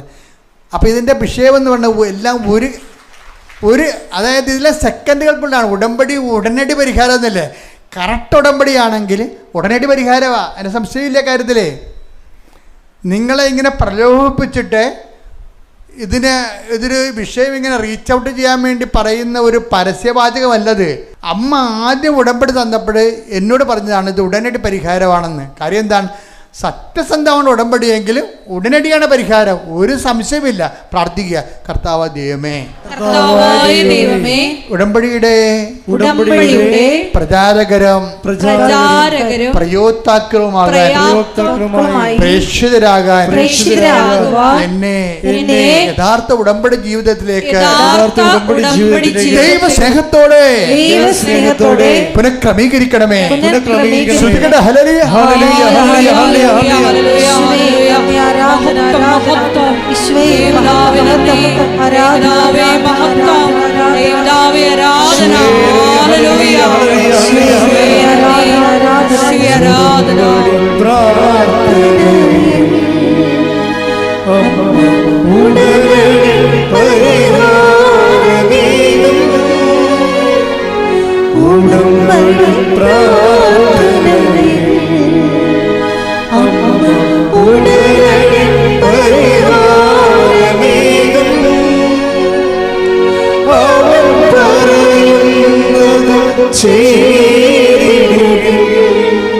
ജീവിതം ധന്യമാക്കിയിടും അവൻ പറയുന്നതും ചെയ്തിടും ജീവിതം പരിശുദ്ധ പരമദിവ്യകാരുണ്യത്തിന് നേരവും ആരാധനയും സ്തുതിയും പുകഴ്ചയും ഉണ്ടായിരിക്കട്ടെ. നമ്മൾ ഇനി റിൻസി ജോസഫ് എന്നും പറഞ്ഞൊരു മോൾ ഈ ദിവസങ്ങളിൽ സാക്ഷ്യം പറഞ്ഞു. എൻ്റെ ഹൃദയത്തിൽ സ്പർശിച്ച ചില സാക്ഷ്യങ്ങളാണത്. അതിൽ റിൻസി ജോസഫിന് 4 കുഞ്ഞുങ്ങളുണ്ട്. അപ്പോൾ റിൻസി ജോസഫ് പ്രഗ്നൻ്റ് ആയപ്പോൾ തന്നെ മറ്റു 3 കുഞ്ഞുങ്ങളോടും പറഞ്ഞ് നിങ്ങളുടെ കുഞ്ഞുവാവ വരുന്നുണ്ട്, കാത്തിരിക്കണം, പ്രാർത്ഥിക്കണം. അപ്പോൾ 3 കുഞ്ഞുങ്ങൾക്ക് ഭയങ്കര സന്തോഷമാകും. അപ്പോൾ കുഞ്ഞുവാവ എപ്പോഴാണ് വരണം മമ്മിയെന്ന് ചോദിക്കും. അപ്പോൾ മമ്മി ദിവസവും കാര്യങ്ങളൊക്കെ പറയും. പക്ഷേ അപ്പോൾ കുഞ്ഞുങ്ങളിങ്ങനെ കാത്തിരിക്കുകയാണ്, മമ്മിയുടെയൊക്കെ വയറൊക്കെ തടകിയൊക്കെ ഇരിക്കുകയാണ് കുഞ്ഞുങ്ങളെ. നല്ല രസമാണ് അത് ആ സാക്ഷ്യം കേൾക്കാൻ. അപ്പോൾ എന്താ സംഭവം എന്ന് വെച്ച് കഴിഞ്ഞാൽ, പക്ഷേ പെട്ടെന്ന് കുഞ്ഞ് അബോർഷനായി പോകും. അപ്പോൾ ഇവിടെ ഏറ്റവും വലിയ പ്രശ്നം ഈ കുഞ്ഞുവാവയെ ഇവർക്ക് കാണിക്കാൻ പറ്റത്തില്ലല്ലേ. അപ്പോൾ അമ്മ കുറച്ച് ഡെസ്പാവും. അപ്പോൾ ഇതിന് വരുന്നൊരു വിഷയം, ഈ റിൻസി ജോസഫ് 2 പ്രാവശ്യം ഡെസ്പാകുന്നുണ്ട്. ഇത് ഉടമ്പടിയിലേക്ക് മുന്നോട്ട് പോകുന്ന ആൾക്കാർക്ക് എലിമിനേറ്റ് ചെയ്യാൻ പറ്റുമോ എന്ന് ചിന്തിക്കണം. അത് വരുമ്പോൾ എന്താ വെച്ചാൽ എങ്ങനെ ഡെസ്പായി കഴിയുമ്പോൾ ഉള്ള പ്രശ്നം വെച്ച് കഴിഞ്ഞാൽ മാർക്കിംഗ് കുറവും, ഉടനെ മാർക്ക് കുറയും. കാര്യം പിന്നീട് ഇവർ അമ്മയുമായിട്ട് നല്ല കമ്മ്യൂണിക്കേഷനാണ്. കാര്യം ഇവർക്ക് മറ്റാർക്കും ഇല്ലാത്ത വേറൊരു കമ്മ്യൂണിക്കേഷൻ കോഡ് കിട്ടുന്നതാണ്. എന്താണ്? കൃപാസന മാതാവ് ഒത്തിരി പേര്, ഒരു 4-5 പേര് ഈ ഇത്രയും വർഷത്തിനുള്ളിൽ 4-5 പേരാ സാക്ഷ്യം വന്ന് അമ്മ വരുമ്പോൾ, കൃപാസന മാതാവ് വരുമ്പോൾ വെള്ളത്തിൻ്റെ തിരച്ചിൽ കേൾക്കാവുന്ന. അതിപ്പോൾ റിൻസി ജോസഫ് മാത്രമല്ല, വേറെ ഒത്തിരി പേര്, ഒരു 3-4 പേര് പറഞ്ഞിട്ടുണ്ട് സ്വപ്നത്തിൽ വെള്ളം തിരഞ്ഞു വരുന്നത് കാണാം, അല്ലെങ്കിൽ നമ്മൾ വെറുതെ ഇരിക്കുമ്പോൾ തന്നെ തിരച്ചിലിൻ്റെ സ്വരം കേൾക്കാൻ പറ്റുമെന്ന്. അത് ഭയങ്കര സംവേദനമാണ്. ആൾക്കാർ പറയുന്ന അനുഭവങ്ങളാണ്. എനിക്ക് തോന്നുന്നത് കൃപാസനം മാതാവിന് ഞാൻ 2004 ഡിസംബർ 7-ാം തീയതി പ്രത്യക്ഷപ്പെട്ടപ്പോൾ കണ്ടതാണ്.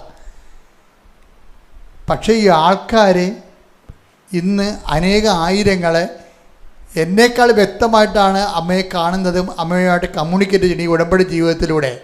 അത് ഉടമ്പടിയുടെ ഒരു ഏറ്റവും വലിയ വിജയമായിട്ട് ഞാൻ മനസ്സിലാക്കുന്നത് അതാണ്. എന്താ കാര്യം? ഞാൻ കണ്ടതുപോലെ ഇന്ന് ആൾക്കാർ അമ്മയെ നേരിട്ട് കാണുകയും ജീവിതത്തിൻ്റെ ദുരന്തങ്ങളിൽ അമ്മ അവരുടെ മേൽ ഇടപെടുകയും ചെയ്യുകയാണ്. അമ്മയെ കണ്ട ദിവസം 15 അവരുടെ പീരീഡ്സ് എല്ലാം ഇറഗുലറായിരുന്നു.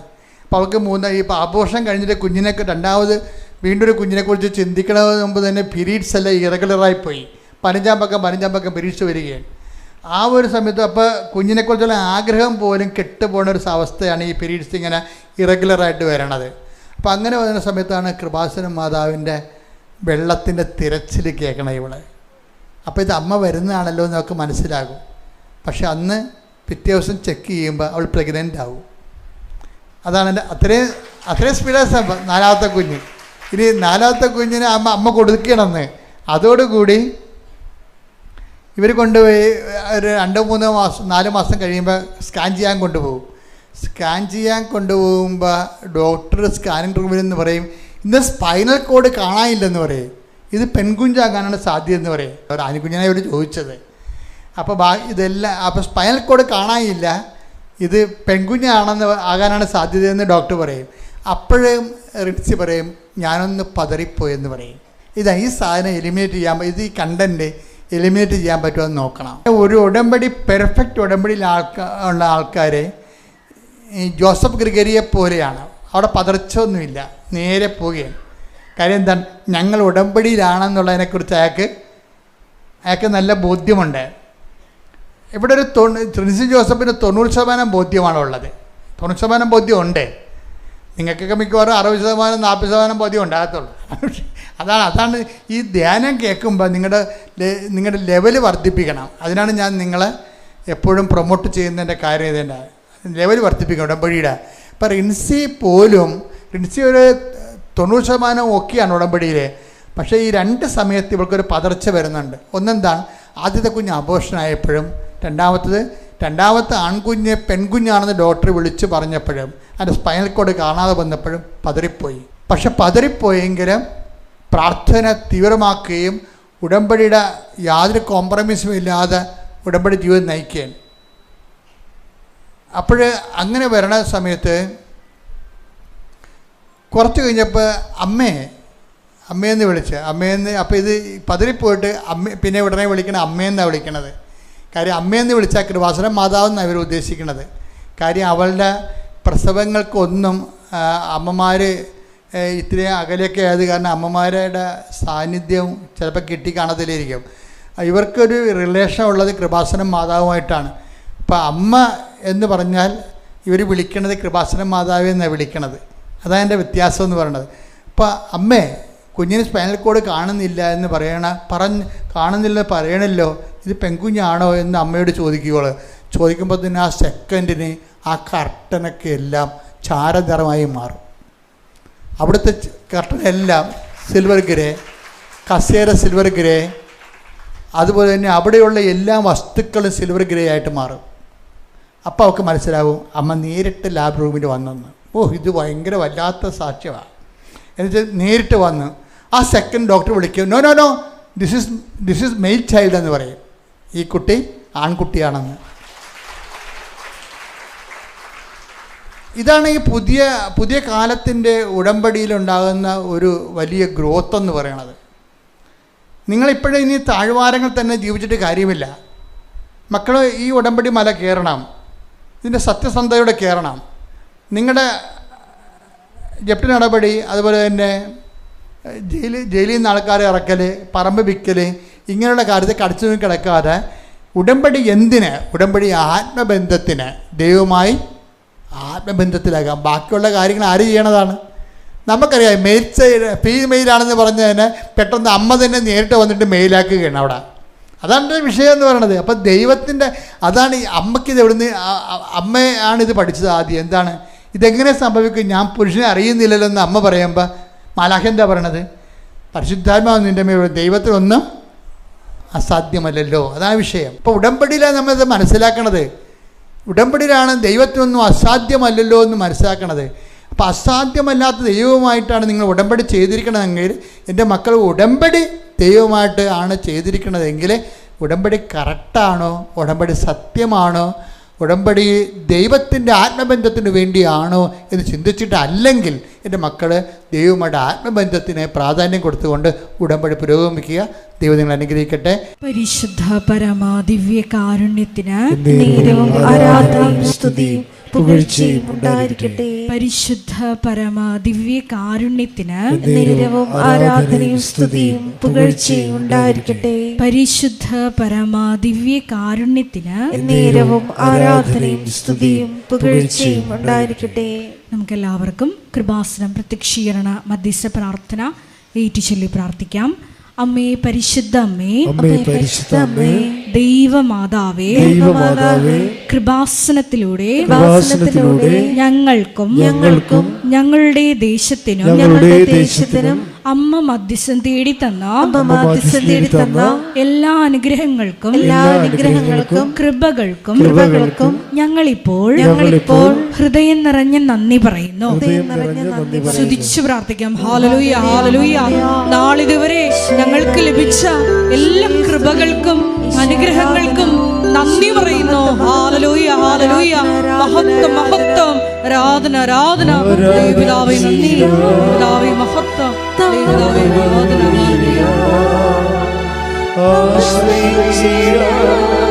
ദിവ്യകാരുണ്യത്തെ ആരാധിച്ചിടാം, താടോലങ്ങിടാം, ആശ്രയിച്ചിടാം ദിവ്യകാരുണ്യത്തെ. പരിശുദ്ധ പരമാ ദിവ്യ കാരുണ്യത്തിന് നേരവും ആരാധനയും സ്തുതിയും പുകഴ്ചയും ഉണ്ടായിരിക്കട്ടെ.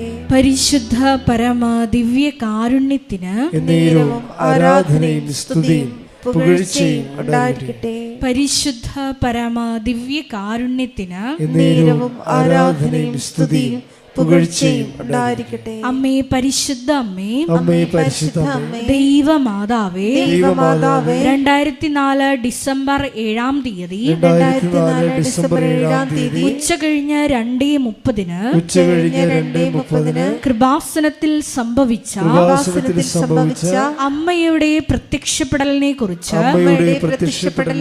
തിരുസഭയ്ക്ക് സമർപ്പിച്ചിരിക്കുന്ന പഠനരേഖകളുടെ മേൽ രേഖകളുടെ മേൽ വസ്തുനിഷ്ഠവും വസ്തുനിഷ്ഠവും ദൈവശാസ്ത്ര വിധി പ്രകാരമുള്ളതുമായ ദൈവശാസ്ത്രവിധി പ്രകാരമുള്ളതുമായ അന്വേഷണ പഠനങ്ങൾ നടത്തി ആ പ്രത്യക്ഷപ്പെടലിലൂടെ പ്രകടമായ ദൈവമാതാവിന്റെ പ്രത്യേക കരുതലും സംരക്ഷണവും വെളിപ്പെടുത്തുന്ന പീഡിതരുടെ ആശ്വാസവും പ്രവാചകന്മാരുടെ രാജ്ഞിയും വാഗ്ദാനത്തിന്റെ പേടകവും പ്രപഞ്ച പ്രകൃതിയുടെ മാതാവുമായ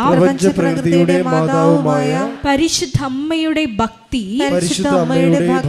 തിരുസഭയിൽ കൂടുതൽ പ്രചരിച്ച് ജീവിതത്തിന്റെ ദുരന്ത അവസ്ഥകളിൽ അകപ്പെട്ട് കഴിയുന്ന അനേകായിരം മക്കൾക്ക് ദൈവത്തിന്റെ സാന്നിധ്യവും സന്ധിപ്പും കൂടുതൽ അനുഭവിക്കുക വഴി ആത്മീയ വിശുദ്ധിയും ദൈവശക്തിയും കൈവരിക്കുവാൻ ഞങ്ങളുടെ കുടുംബങ്ങളെ ഇടയാക്കണമേ.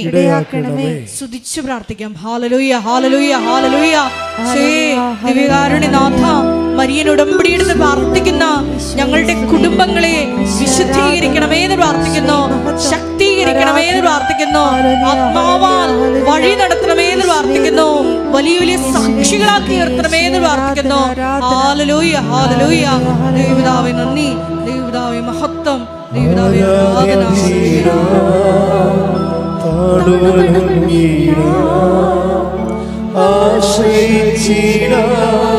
ദിവ്യകാരുണ്യത്തെ ആരാധിച്ചിടാം,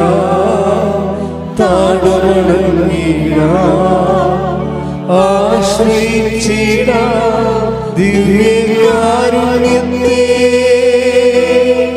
പരിശുദ്ധ പരമ ദിവ്യകാരുണ്യത്തിന് നേരവും ആരാധനയും സ്തുതിയും പുകഴ്ചയും ഉണ്ടായിരിക്കട്ടെ. പരിശുദ്ധ പരമ ദിവ്യകാരുണ്യത്തിന് നേരവും ആരാധനയും സ്തുതിയും പുകഴ്ചയും ഉണ്ടായിരിക്കട്ടെ. പരിശുദ്ധ പരമ ദിവ്യകാരുണ്യത്തിന് നേരവും ആരാധനയും സ്തുതിയും പുകഴ്ചയും ഉണ്ടായിരിക്കട്ടെ. അമ്മേ പരിശുദ്ധ അമ്മേ, അമ്മേ പരിശുദ്ധ അമ്മേ, ഭൂസ്വർലോകങ്ങളുടെ രാജ്ഞിയായ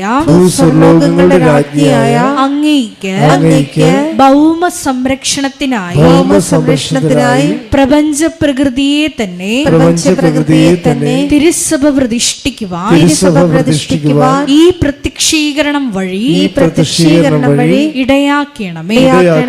പരിശുദ്ധ അമ്മേ, ജപമാല മാതാവേ, സകല കൃപാസനം പ്രാർത്ഥനകളോടും ചേർത്ത്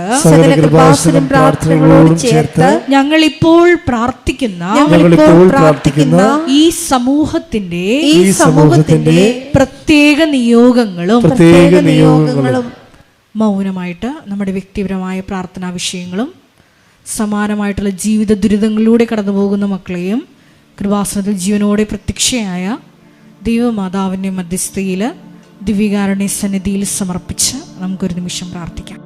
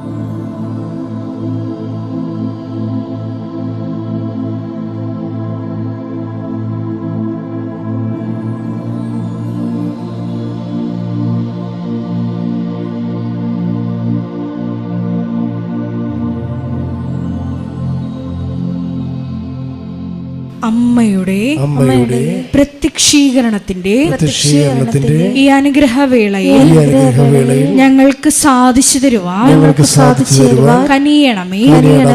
ആമേൻ. സ്തുതിച്ചു പ്രാർത്ഥിക്കാം. ഹല്ലേലൂയ, ഹല്ലേലൂയ, ഹല്ലേലൂയ, ഹല്ലേലൂയ. ഒരിക്കൽ കൂടി നാളിതുവരെ കൃപാസനത്തിൽ വന്ന് മരിയൻ ഉടമ്പടിയെടുത്ത് പ്രാർത്ഥിച്ചു പോയിട്ടുള്ള മുഴുവൻ മക്കളെയും, ഓൺലൈനായി ഉടമ്പടിയെടുത്ത് പ്രാർത്ഥിക്കുന്ന മക്കളെയും, ലൈറ്റ് ക്യാൻഡിൽ പ്രയർ വഴിയായിട്ടും അവർ ഡെയിലി ബ്രെഡ് പ്രാർത്ഥനയിലൂടെയും എല്ലാം തങ്ങളുടെ നിയോഗങ്ങൾ സമർപ്പിക്കുന്ന ഓരോ മക്കളുടെയും വ്യക്തിപരമായ ആവശ്യങ്ങളെ ഞങ്ങൾ ഈ അൾത്താരയിൽ സമർപ്പിച്ച് പ്രാർത്ഥിക്കുന്നു. ഏറെ പ്രത്യേകമായിട്ട് ജീവിത ദുരിതങ്ങളിലൂടെ കടന്നു പോകുന്ന മക്കളുടെ പ്രത്യേകമായ നിയോഗങ്ങളെ ഈ അൾത്താരയിൽ സമർപ്പിച്ച് പ്രാർത്ഥിക്കുന്നു. ഗുരുതരമായിട്ടുള്ള രോഗാവസ്ഥകളിലൂടെ കടന്നു പോകുന്ന മക്കളെ ഈ അൾത്താരയിൽ സമർപ്പിച്ച് പ്രാർത്ഥിക്കുന്നു. കടഭാരത്താൽ വലയുന്നവരെയും, ജോലിയില്ലാതെ വിഷമിക്കുന്നവരെയും, വിവാഹബന്ധം പിരിഞ്ഞു നിൽക്കുന്നവരെയും, മക്കളില്ലാതെ വിഷമിക്കുന്ന ദമ്പതികളെയും, കുഞ്ഞു മക്കളെയും പ്രത്യേകമായിട്ട് സമർപ്പിച്ച് പ്രാർത്ഥിക്കുന്നു. ഇതിന്റെ ശക്തി എല്ലാ മേഖലകളിലും ഈ ആരാധനയുടെ യോഗ്യതയാൽ പ്രകടമാക്കണമേ എന്ന് പ്രാർത്ഥിക്കുന്നു. കൃപാസനത്തിൽ നടന്ന പരിശുദ്ധ അമ്മയുടെ പ്രത്യക്ഷീകരണ സ്ഥിരീകരണത്തിനായി മക്കളുടെ നിയോഗങ്ങളെ ഏറ്റെടുക്കണമേ എന്ന് പ്രാർത്ഥിക്കുന്നു. ഹല്ലേലൂയ, ഹല്ലേലൂയ, ഹല്ലേലൂയ. മഹത്വം, മഹത്വം, ആരാധന, ആരാധന. ഹല്ലേലൂയ, ഹല്ലേലൂയ, ഹല്ലേലൂയ. നമുക്ക് എല്ലാവർക്കും എഴുന്നേറ്റ് നിന്നുകൊണ്ട് കരങ്ങളടിച്ചുകൊണ്ട് ദൈവസ്നേഹത്തോടെ സന്തോഷത്തോടെ ദൈവത്തെ മഹത്വപ്പെടുത്തി ഗായക സംഘത്തോട് ചേർന്നുകൊണ്ട് പാടി പ്രാർത്ഥിക്കും.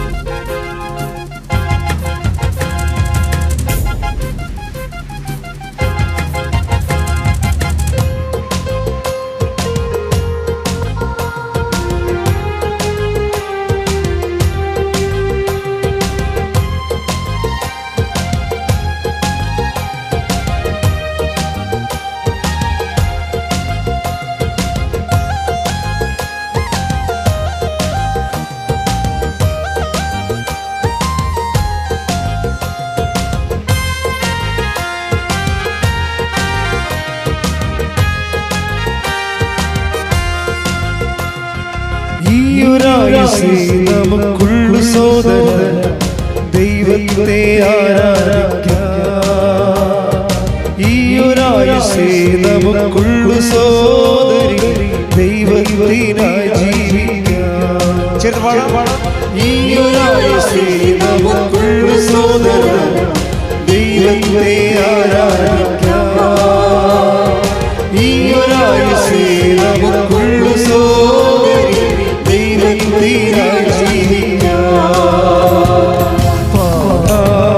നമ്മെ മറന്നു നമ്മൾ സ്തുതിക്കാം യേശുരാജനെ.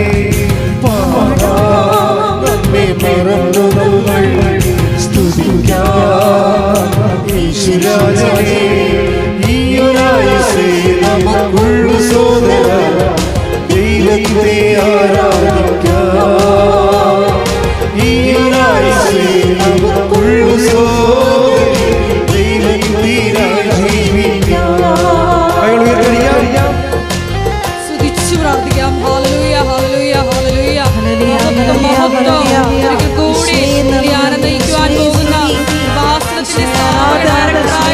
ബഹുമാനപ്പെട്ട വിപി ജോസഫച്ചനെ ഈ അൾത്താരയിൽ സമർപ്പിച്ചു പ്രാർത്ഥിക്കുന്നു. ആരോഗ്യത്തെ സമർപ്പിച്ചു പ്രാർത്ഥിക്കുന്നു. ഞങ്ങൾക്ക് വചനം നൽകണമേ എന്ന് പ്രാർത്ഥിക്കുന്നു. ആത്മാഭിഷേകം നൽകണമേ എന്ന് പ്രാർത്ഥിക്കുന്നു. സാക്ഷികളാക്കി നിർത്തണമേ എന്ന് പ്രാർത്ഥിക്കുന്നു. ഹല്ലേലൂയ, ദൈവപിതാവേ മഹത്വം, ദൈവപിതാവേ ആരാധന. ഹല്ലേലൂയ. നന്മയ്ക്കായി മാത്രമേ ചെയ്യുന്നില്ല, കഷ്ടതയിൽ നമ്മെ കൈവിടുമോ. നന്മയ്ക്കായി മാത്രമേ ചെയ്യുന്നില്ല, കഷ്ടതയിൽ നമ്മെ കൈവിടുമോ. പാപങ്ങളെല്ലാം മോചിക്കുന്നു, രോഗങ്ങളെല്ലാം സുഖമാക്കുന്നു.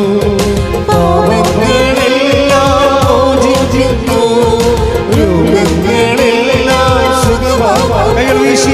ഹല്ലേലൂയ, ഹല്ലേലൂയ, ഹല്ലേലൂയ, ഹല്ലേലൂയ. ഈയൊരായുസേ നമുക്കുള്ളു സോദരൻ ദൈവത്തെ ആരാധിക്കാം. ഈ ഒരാഴ്ച നമുക്കുള്ള സോദരി ദൈവത്തിനായി ജീവിക്കാം. സ്തുതിച്ച് പ്രാർത്ഥിക്കാം. ഹല്ലേലൂയ ഹല്ലേലൂയ ഹല്ലേലൂയ. ശ്രീമരിയുടെ മുടിയെടുത്ത് പ്രാർത്ഥിക്കുന്ന ഞങ്ങൾ ഓരോരുത്തരെയും പ്രത്യേകമായിട്ട് കർത്താവിൽ സമർപ്പിച്ച്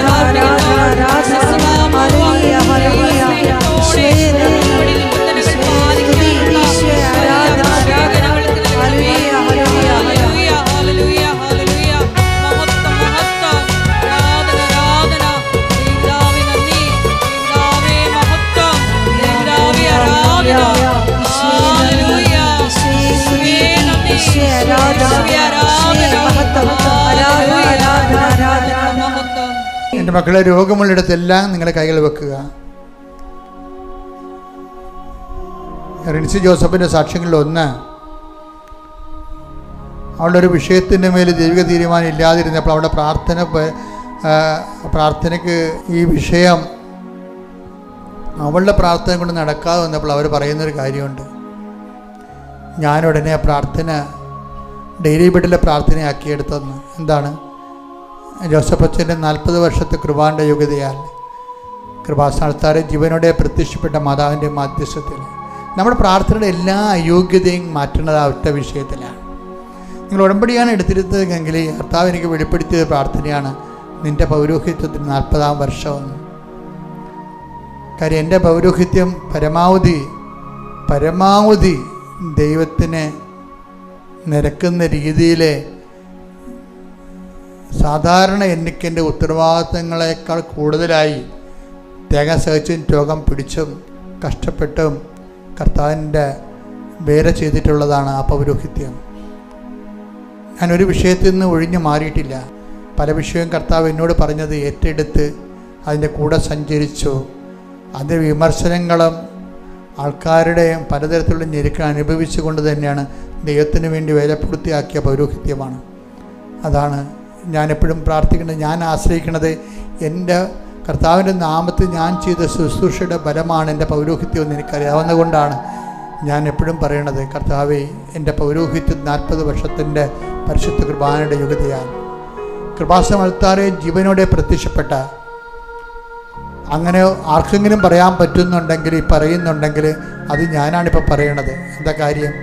അതിലൂടെ ലക്ഷക്കണക്കിന് മനുഷ്യർ അവിടെ ജീവിതത്തിൻ്റെ കഥനത്തിൻ്റെ കടൽ നീന്തി കയറിയ ഒരു അൾത്താറയാണിത്. ഈ അൾത്താറയിൽ നടന്ന പ്രത്യക്ഷിക്കേണ്ടതിൻ്റെ ശക്തിയാലാണ് എൻ്റെ ദൈവ പൈതലെ നിൻ്റെ രോഗങ്ങളും നിൻ്റെ കണ്ണുനീരും തുടച്ചു മാറ്റാൻ വേണ്ടി നിൻ്റെ അയോഗ്യതയേക്കാൾ ഉപരി ദൈവത്തിൻ്റെ കൃപയുടെ യോഗ്യതയാൽ പ്രാർത്ഥിക്കുകയാണ്. കർത്താവേ, അങ്ങയുടെ മക്കൾ ഒരു ജലദോഷപ്പനിയാണെങ്കിലും അത് മാറാതെ വന്നു കഴിഞ്ഞാൽ എന്തുമാത്രം വേദനയാണ്, തൊഴിൽ നഷ്ടമാണ്, കുടുംബത്തിൽ അസ്വസ്ഥതയാണ് ഉണ്ടാകുന്നതെന്ന് മനസ്സിലാക്കിക്കൊണ്ട് തന്നെ ഓരോ രോഗികളുടെ മനോവികാരങ്ങളെ ഈ അൾത്താരയിൽ സമർപ്പിച്ചുകൊണ്ട് കർത്താവേ, അമ്മേ, പരിശുദ്ധ അമ്മേ, എല്ലാ രോഗികൾക്കും വേണ്ടി ആന്തരികവും ബാഹ്യവുമായ അവയവങ്ങളുടെ രോഗങ്ങൾ, നീരുകൾ, വാദങ്ങൾ, ആന്തരികമായ ക്യാൻസർ രോഗങ്ങൾ, പിത്താശയ രോഗങ്ങൾ, PCOD രോഗങ്ങൾ, വാതരോഗങ്ങൾ, അതുപോലെ തന്നെ ശിരസ് സംബന്ധമായ രോഗങ്ങൾ, ബ്രെയിനിലുണ്ടാകുന്ന തടസ്സങ്ങൾ, ഹൃദയത്തിൻ്റെ ആഘാതങ്ങൾ, കരളിൻ്റെ വലിപ്പങ്ങൾ, ശ്വാസകോശത്തിൻ്റെ ചുരുക്കങ്ങൾ, ഗർഭാശയത്തിൻ്റെ ഇല്ലാത്ത അവസ്ഥകൾ, അതുപോലെ തന്നെ ഗർഭാശയം ചുരുങ്ങിയ അവസ്ഥകൾ, അങ്ങനെ എവിടെയെല്ലാം എന്തെല്ലാം തരത്തിലുള്ള രോഗങ്ങളുണ്ടോ, എന്തെല്ലാം രോഗങ്ങൾ ഞങ്ങളോട് പ്രാർത്ഥനാ സഹായം ആവശ്യപ്പെട്ടവർ എന്തെല്ലാം തരത്തിലുള്ള രോഗങ്ങൾക്ക് കൊണ്ട് വേദനിക്കുന്നുണ്ടോ, കർത്താവേ, നിൻ്റെ തിരുമുറിവാർന്ന വലതുകരം കൃപാസനം അൾത്താരെ ജീവനോടെ പ്രത്യക്ഷപ്പെട്ട പരിശുദ്ധ അമ്മയുടെ മാധ്യസ്ഥത്തിൽ ഞങ്ങൾ കർത്താവിൻ്റെ നാമത്തെ പ്രാർത്ഥിക്കുന്ന, കർത്താവിൻ്റെ ഉന്നതമായ നാമത്തെ സഭയുടെ അധികാരത്തിൽ കുരിശിൻ്റെ അടയാളത്തിൽ മാരക രോഗങ്ങൾ, തീരാവേദികൾ, ജീവിത ദുരിതങ്ങൾ യേശു ക്രിസ്തുവിന്റെ നാമത്തിൽ മാറിപ്പോകട്ടെ.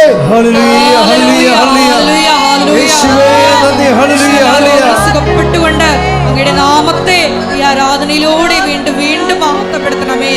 ഹല്ലേലൂയ.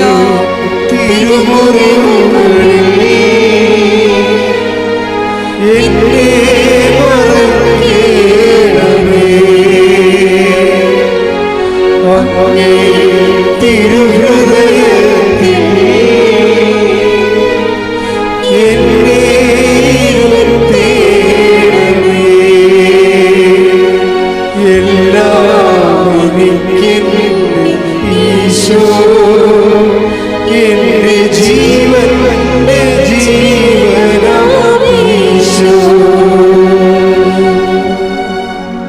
പരിശുദ്ധ പരമദിവ്യകാരുണ്യത്തിന് നേരവും ആരാധനയും സ്തുതിയും പുകഴ്ചയും ഉണ്ടായിരിക്കട്ടെ. പരിശുദ്ധ പരമദിവ്യകാരുണ്യത്തിന് നേരവും ആരാധനയും സ്തുതിയും പുകഴ്ചയും ഉണ്ടായിരിക്കട്ടെ.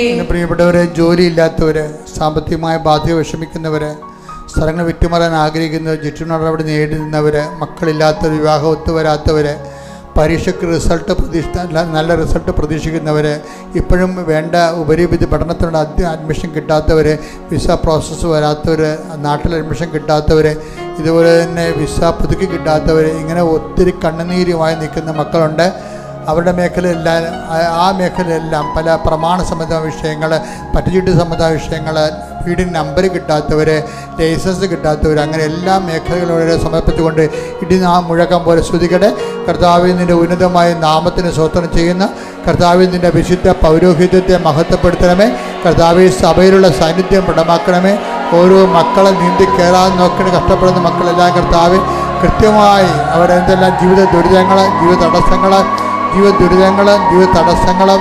ജീവിതത്തെ ബാധിക്കുന്ന എല്ലാ വിഷയങ്ങളും യേശു ക്രിസ്തുവിൻ്റെ നാമത്തിൽ മാതാവിൻ്റെ മധ്യസ്ഥത്തിൽ ഈശ്വരനാമത്തിൽ മാറിപ്പോകട്ടെ. ശ്രദ്ധിക്കട്ടെ. ഹല്ലേലൂയ, ഹല്ലേലൂയ, ഹല്ലേലൂയ. യേശുവേ നന്ദി, നന്ദി, ഹല്ലേലൂയ, ഹല്ലേലൂയ, ഹല്ലേലൂയ, ഹല്ലേലൂയ. യേശുവേ ആരാധന. വീണ്ടും വീണ്ടും മഹത്വപ്പെടുത്തണമേ. Hallelujah, hallelujah. പിതാവേ നന്ദി, പിതാവേ ആരാധന.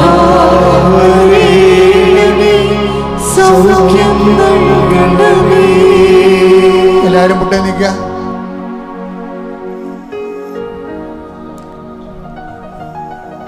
മൗനമായി പ്രാർത്ഥിക്കേണ്ട സമയമാണ്. നിങ്ങളിന്ന് ഈ ആഴ്ചയിൽ നടക്കേണ്ട കാര്യങ്ങൾ,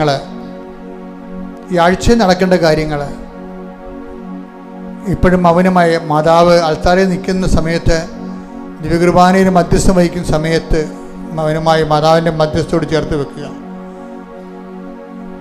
ഈ ആഴ്ചയിൽ നിങ്ങൾ അഭിമുഖീകരിക്കുന്ന പ്രധാനപ്പെട്ട നിമിഷങ്ങൾ, ഇൻ്റർവ്യൂ, ടെസ്റ്റ് നടക്കുന്ന സമയമാകാം, എന്തുമായിക്കൊള്ളട്ടെ, പ്രത്യേക ദിവസങ്ങൾ, ഈ ആഴ്ചയിലുള്ള നിങ്ങൾക്ക് കൂടുതൽ ദൈവാനുഗ്രഹം ആവശ്യമുള്ള ദിവസങ്ങളെ ഓർക്കുക. നിങ്ങൾ ഒറ്റക്കാണ്, നിങ്ങൾ അവിടെ നിങ്ങളുടെ മാതാവോടെ വന്നേ മതിയാവൂ എന്ന് പറഞ്ഞുള്ള ആ നിമിഷങ്ങളെ ഓർക്കുക.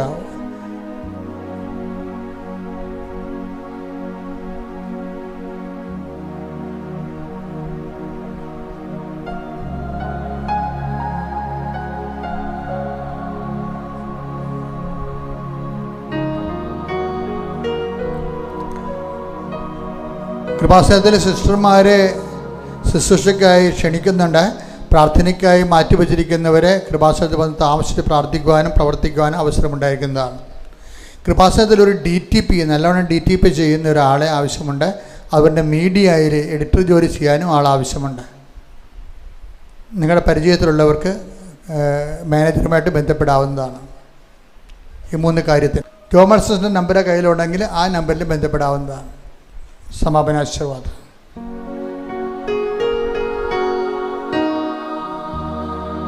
ശിരസ് നമിച്ച് നമുക്ക് ദിവ്യകാരുണ്യനാഥന്റെ ആശീർവാദം സ്വീകരിക്കാം.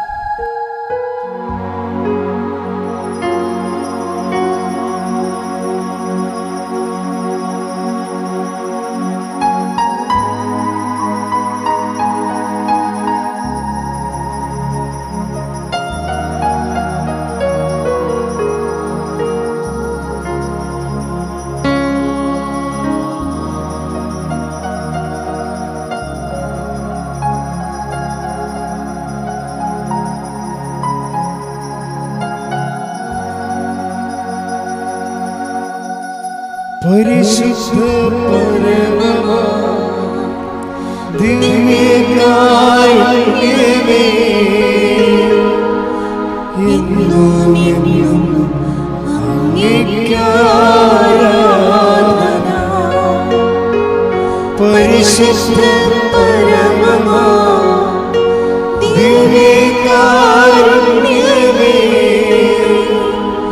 എന്നും എന്നും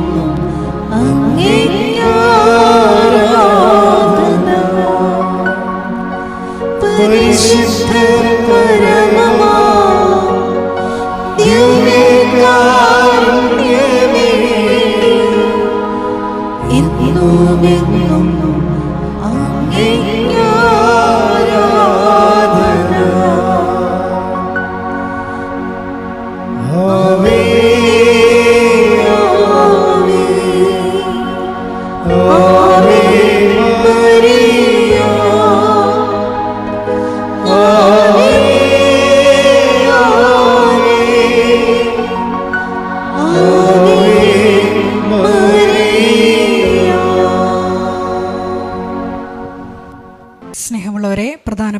അറിയിപ്പുകളാണ് ഈ സമയം നൽകുന്നത്.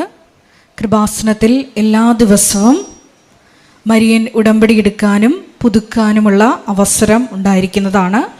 അതുപോലെ തന്നെ എല്ലാ ദിവസവും രാവിലെ 10:30 ഇംഗ്ലീഷ് മരിയൻ ഉടമ്പടി ക്ലാസ്സും ഉച്ചകഴിഞ്ഞ് 1:30 ഹിന്ദി മരിയൻ ഉടമ്പടി ക്ലാസ്സും രണ്ടാം ചൊവ്വാഴ്ചകളിൽ തമിഴ് മരിയൻ ഉടമ്പടി ക്ലാസ്സും രാവിലെ 10 മണിക്ക് ഉണ്ടായിരിക്കുന്നതാണ്. കൃപാസനത്തിൽ സമർപ്പണ ജീവിതം നയിക്കാൻ ആഗ്രഹിക്കുന്ന യുവതികൾ, +2 ഡിഗ്രി പാസ്സായ കുട്ടികൾ 82 81 29 75 11 എന്ന വാട്സപ്പ് നമ്പറിൽ ബന്ധപ്പെടുക. അതുമല്ലെങ്കിൽ apparitionmissionaries@gmail.com എന്ന ഇമെയിൽ അഡ്രസ്സിൽ കോൺടാക്റ്റ് ചെയ്യുക. കൃപാസനം പത്രം 23 ഭാഷകളിൽ ലഭ്യമാണ്. നിങ്ങൾ ആയിരിക്കുന്ന ഇടങ്ങളിൽ ഏത് ഭാഷ കൊടുത്താൽ ദൈവജനത്തിന് ഏറ്റവും പ്രയോജനകരമാകും എന്നുള്ള ഭാഷകളാണ് ഉടമ്പടി എടുക്കുന്ന സഹോദരങ്ങൾ വാങ്ങിച്ചുകൊണ്ട് പോകേണ്ടത് എന്നുള്ള കാര്യം സ്നേഹപൂർവ്വം ഓർമ്മപ്പെടുത്തുന്നു.